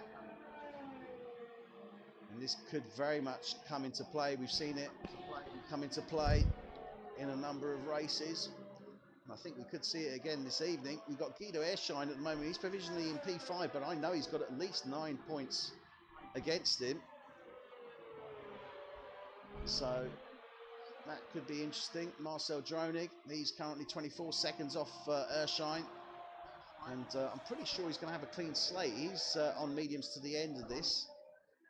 So he was maintaining his track position, or his pole starting position, but just dropped on that, obviously, because he had to pit before Airshine. Peter Phillips in the Toro Rosso. He's down in P7. He's on 8-lap old sod, so he's clearly looking to go to the end of this race as well. Oh, a little bit hairy there. Little bit hairy there. As he was coming around turn 6, I think that was. And then we've got Mark Stappers. He's currently in P8 in the Sauber. Solid race from Stappers there. 25 laps on those mediums. Let's see if he's doing a... What do you think? 25 laps, 15 laps remaining, 41 laps. Yeah, is he going to go for the? Is he going to go to the end? Yeah. Do you think Stappers on those mediums? Yeah, no, Mark. I think he will. Yeah, he's just going to go for it, isn't he? Bearing in mind he did sort of 50 laps at Suzuka on one set of tyres. Yeah, that is very true. And then we have Marco Pullen. He's bringing up P9, so he's in the points in that Force India. So both Force Indias currently in the points. That will certainly help them in the championship. But John Donkel leads the way in P1. He's just under 5 seconds ahead of his teammate Baz the Breen in the sister Renault. Then we have Damie Hartman, the possible ace. But that ace is about to be trumped, I think, because Rob Mouldering is looking very keenly at the back of that Ferrari, and he's probably taking notes as well, even though they've got the same engine. You never know, a few little tweaks here and there. Yeah. Yeah, it's surprising me actually how much faster the soft tyre seems to be against the super soft. I don't quite know why that is, but we've seen it. I don't think the super soft is very side quick by at all. side into turn 1. Little bit of contact from the rear tyres there of Mouldering on Hartman, but perfectly fair and within the rules. Hartman drops down. He didn't want to let that behind. Didn't want to let that place go, did he? He did not want to let it go, but he didn't have much choice there. But just goes to show you, doesn't it? As you quite rightly say, you'd think it would be the other way round. Surely it would be super softs on softs, but no. That isn't the case here, is it? No. Yeah, very strange that. But, you know, it is what it is, and Moulderink's up to a podium position now. Yeah, he's in P3 as it stands at this moment in time. He's definitely able to go to the end of this race. And the question here is, well, what has Hartman done, and did he have any choice? I don't know. I can understand the thought of going on to the super softs, but you know, you've got to take account of what's happening around you and who's around you. Well, he's making the move back very easily on the exit of 16.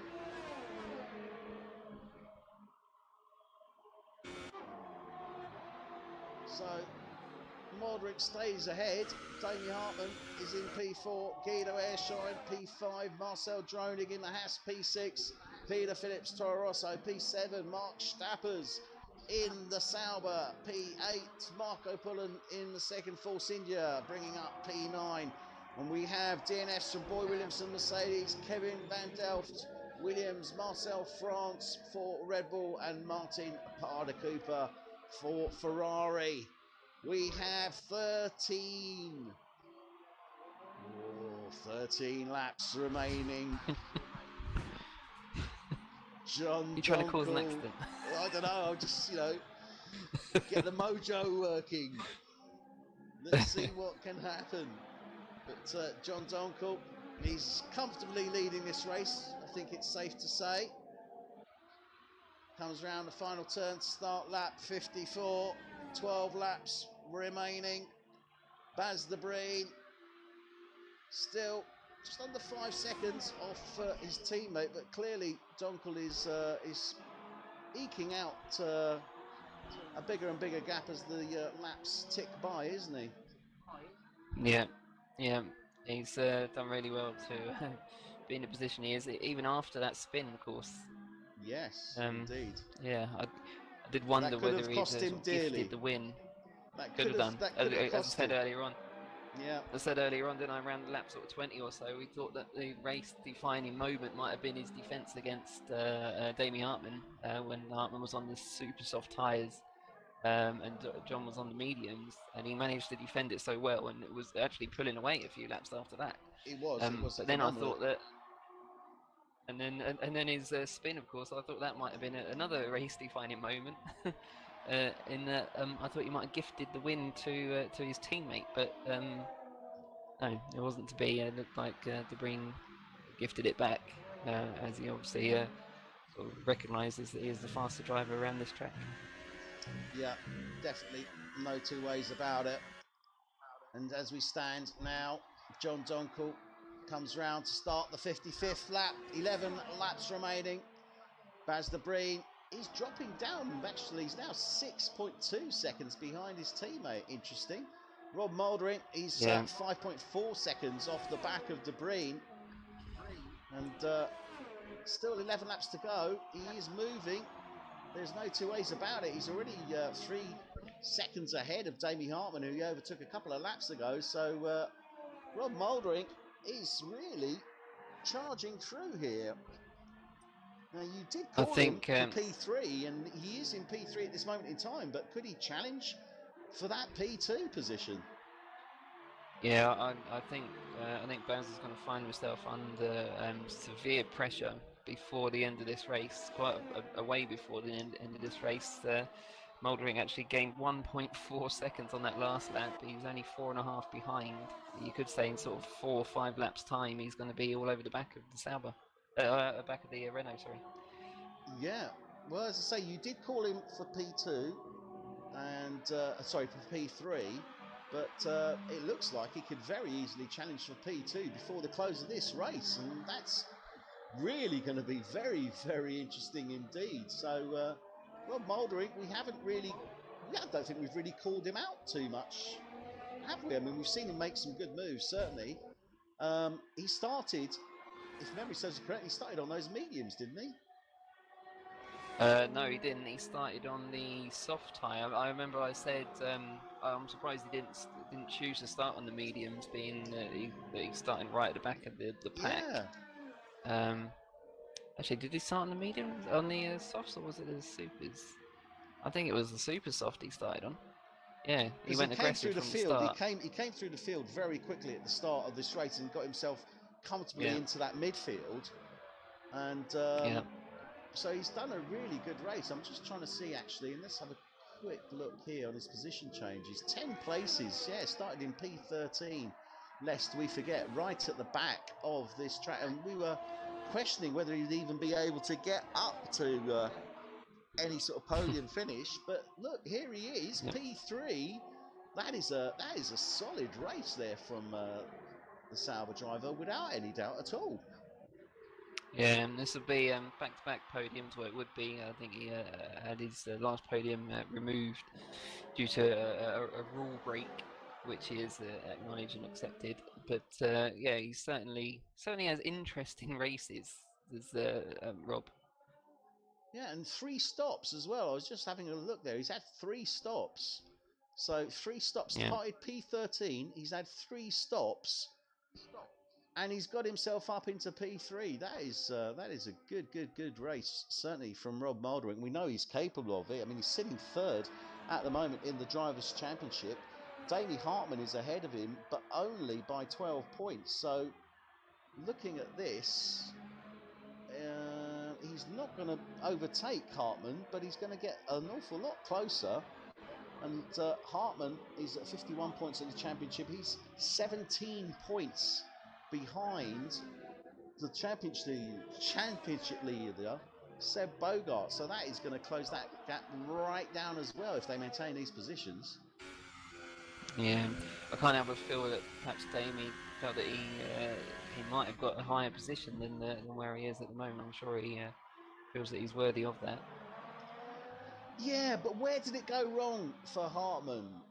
I mean, this is the question. Where has it gone wrong for him? Because if memory serves me correctly, he's still... I haven't got the tyre choice selected here, but he's still on those super softs, isn't he? Yeah, he is on supers at the moment. I think that is where it's gone wrong. I don't think the super soft tyres are. No, he's done 11 laps on them. He's just about to start his 12th lap on those tyres. So, yeah, you know, but his times on those tyres are comparative to, let's see who's setting similar lap times. There we go, Marcel Dronig and Peter Phillips both set the same lap time as him. Yeah. And all three are on different tyres. Yeah. But Rob Moldrick definitely called it right. He made that move on Hartmann. We were surprised, obviously, because of the tyre choice. He's certainly got the pace. Now, the question is here, is it because he's...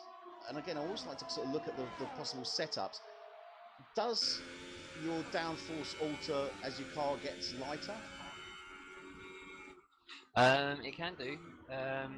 Well, the downforce itself won't change, but the effect of having a lighter car can sometimes bottom out the car. As you know, as the fuel, as you lose fuel, the car becomes lighter, and therefore you've got less sort of pushing down. And so then you're able to go faster, which then the air then pushes down on the back of the car and can bottom out. And actually, it looks like Rob Moldering is gonna go for the move. Perhaps he had the DRS on Baz de Breen. I don't think he's going to make the move into turn one, but he certainly sent a very, very clear message to Baz de Breen. He was actually 6/10 as they went over the DRS line behind Baz de Breen. So I wasn't expecting him to make the move, but certainly get close. And he's brave. He's going for it. And I'm sure de Breen is now more than aware that he has Moldering on his tail. Yeah, that actually happened sort of a lap earlier than I thought it might have. But yeah, he's got plenty of time now to... Oh, he's just gone off a little bit. Yeah, I was just going on board there, thinking he might go into the wall, but he held it well, just a little bit of dirt as they're coming down to turn 10. He was adjusting his ERS at that moment, and I think that he lost a bit of concentration slightly. A little bit of, I'd say he probably lost a bit of constipation, actually. He probably did. But he's in again now. He's still, he's not quite. Not bad, no, it's 5/10 off. Now he could challenge, certainly now, down into turn one, but it is not going to be an easy move by any stretch of the imagination. No, look at this, look at this. Oh, you could get damage contact. here. There's a bit of contact. There's no damage. There's no damage to his front wing. No visible damage, although it could obviously be weakened. And I'm sure that being the case, that everyone's best friend in the cockpit will be advising him of that. Good old Jeff. Yeah, I'm not seeing the little green spanner, so it can't be too bad. Oh well. So there was definitely a little bit of contact there, but I can't see. I've got to say it, and I'm surprised to be saying it, but I cannot see Baz de Breen holding him off for too much longer. No, it doesn't look like it, does it? Although, you know, having said that, we saw John hold off Damie, didn't we? On the harder tyres. We did indeed, but I think Moldering has found his sweet spot for this car and this track. Now, he's lost a bit of time there from previous. He was actually about 5/6 behind, so he's lost a couple of tenths on that previous lap on that DRS start-finish straight. But it's only a question of time, surely. I mean, we've got 5 laps remaining here. Can de Breen, if de Breen holds him off for 5 laps, that's going to be impressive. That's the way I'm looking at it. Yeah, and de Breen is definitely feeling the pressure because rather sort of uncharacteristically, his ERS is really, really low.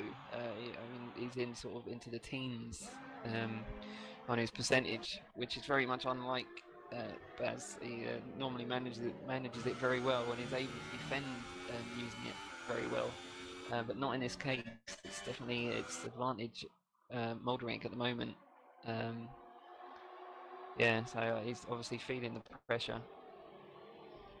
Yeah. I think Molderink's going to have him on the start and finish. Well, Molderink has definitely got far more ERS at this moment in time than Baz the Breen. And Baz the Breen is having to eat into that ERS to stay ahead of Molderink. I mean, there comes a point when you just say, you know, what do you do? Molderink now is 4/10 off the back, 3/10. Oh, brilliant. 3.5 tenths. He's going to make the move before they even get down to turn one. Yeah, now. That's it. It's job done. Nice move there from Molderink, but De Breen is going to be coming back at him, he can guarantee it. But look at this, I mean, this is superb. That sector there, sector one, those corners, as he comes round now, turn 4, I mean, that was spot on, wasn't it? Yeah, it was, yeah, it was spot on. Beautiful to watch, and yeah, he did what he had to do. He saved up his ERS and made it easy down the start and finish. Well, he picks up a 3-second time penalty there. Oh, that's his second one in about 8 laps. Yeah, he's got to watch that, because that is definitely going to be a factor that's going to come into play before the end of this race. But Baz de Breen, he's staying up close and personal with him. I mean, he's outside the second. He's going to lose this. He needs to try and draw this back through this final sector. He's only got, I think it's 4/100ths if he can make up to try and get into that DRS before the detection point. And there's the detection point, and he's outside it, so he's got no DRS. And we know that Molderink has got more ERS, so he can eke out that gap now to Baz de Breen, and it's now put Molderink up into P2. He's got 12 seconds. Oh, Ershine's gone. Ershine has gone out, and I think that was round turn 9. Yep. Yeah, it was round turn 9 on the exit of turn 9. Ershine goes out into the wall there. Peter Phillips moves up to P5. Marcel Droni to P6. Marco Pullen will move up to P8. And P7, and Mark Stappers will move up to P8. John Donkel leads the way. He's comfortable, he's got 3 laps to go. All he's got to do is keep it on track. Rob Molderink, phenomenal race from Rob Molderink. We didn't talk about him a lot. We mentioned him in the right spots. But that to me just means that he did an absolutely sublime race. Yeah, he kept out of trouble, didn't he? He pitted when the safety car came out. Pitted sort of laps lap 5 or 6, whatever it was. Went on to the. Was he on the? What type was he on? He went on to the softs. I'm sure he went. Yeah, he went from the supers to the softs. To the softs. Yeah, and then to another set. And of then softs, that's it. Yeah, he did. Yeah, to another set of softs. That's why, because he had 3 pit stops, didn't he? So, as I said, those faster compound tyres with 3, and it had to be obviously the faster compound tyres when you think about it, because of the 3 stops and where it's put him. So, yeah, I mean, certainly a great job from him, and it's worked well for him. Now, Baz de Breen is, well, what can Baz do? There's nothing he can do, really, is there? He's just got to hope and pray that Molderink makes a mistake. Yeah, makes a mistake, or Baz may be aware that Molderink does have 6 seconds of penalties. Baz himself only has 1 warning in the entire race. So he hasn't even incurred a penalty yet? On lap 6. No. So he's got 6 seconds on him anyway, ultimately, at the end of the day. So as long as he stays within that 6 seconds, he's going to be second on that podium, and we're looking at a Renault 1-2. Yeah, I think that's what his... And Molderink, obviously, he will maintain that P3. Still valuable points for him. So this is really going to make it very, very interesting indeed.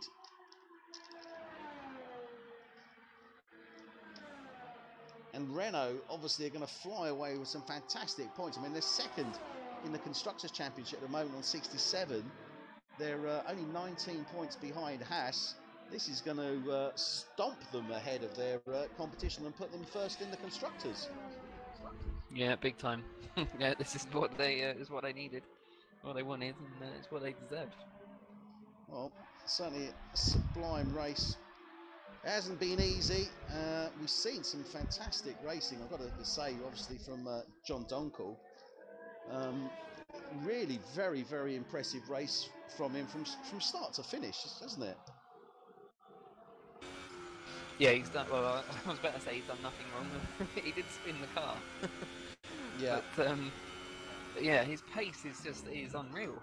Really, I'm really, really impressed. As I said, I don't often see. Well, I personally haven't often seen John sort of at the very front of the pack.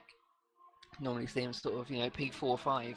I know he was sort of on for sort of second place at Suzuka last season and had an incident with Guido in the sort of the dying couple of laps. And that's right. To P8. Yeah, yeah. And I was I was devastated for him because he had a really good race then.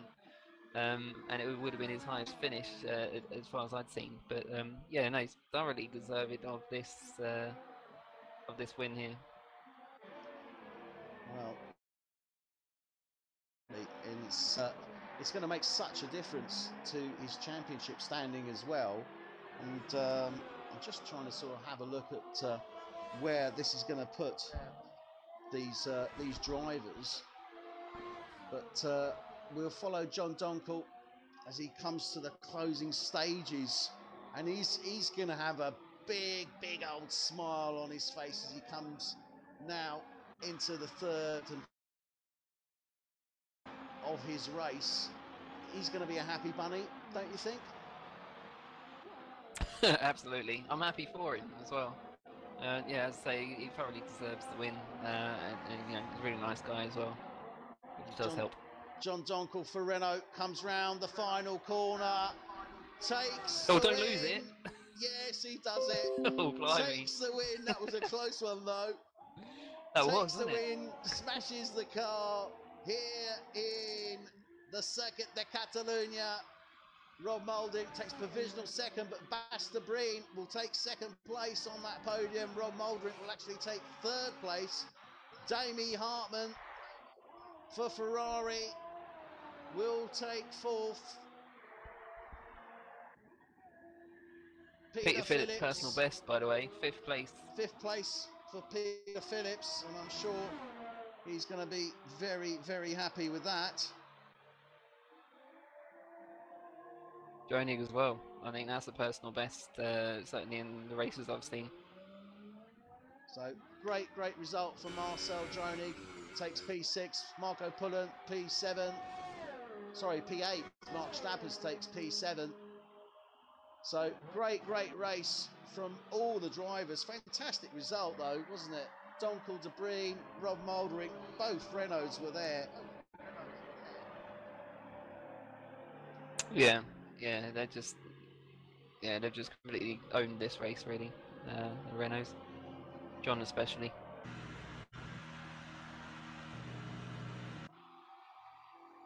And now this is interesting because what it means now is that Demi Hartmann is still in second place in the championship. He's on 63 points.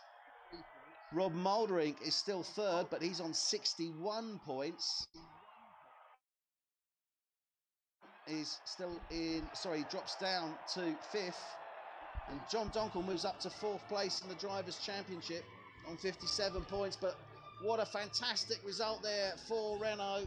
John Donkel taking the win, his teammate Baz De Breen takes second, but a great result as well from the Sauber driver of Rob Mouldering.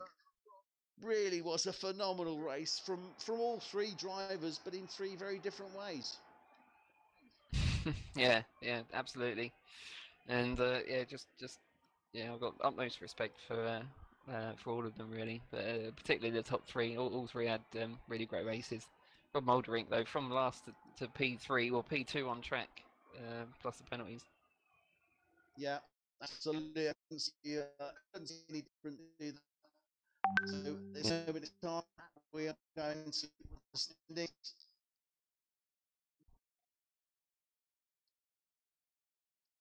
So there we have the final results there.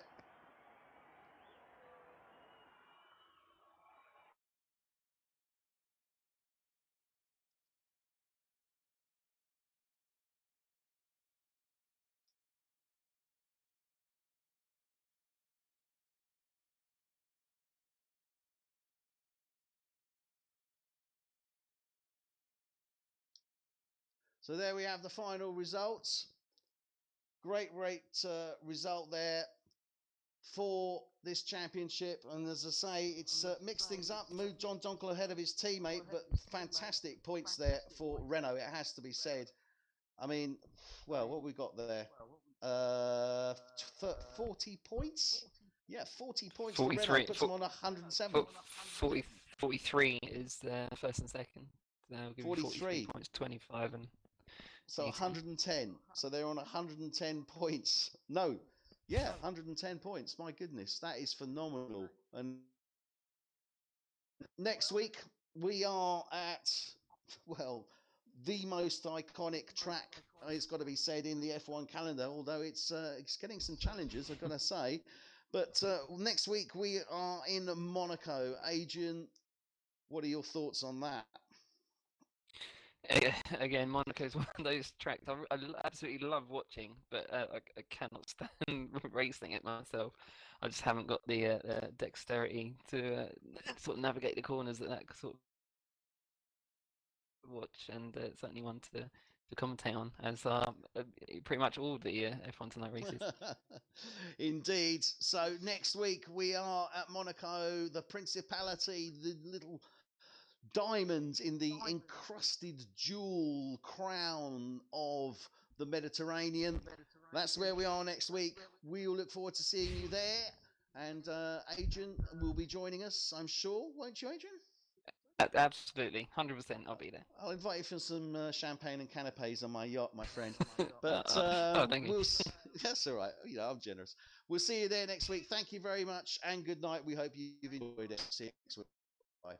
Good night. Bye.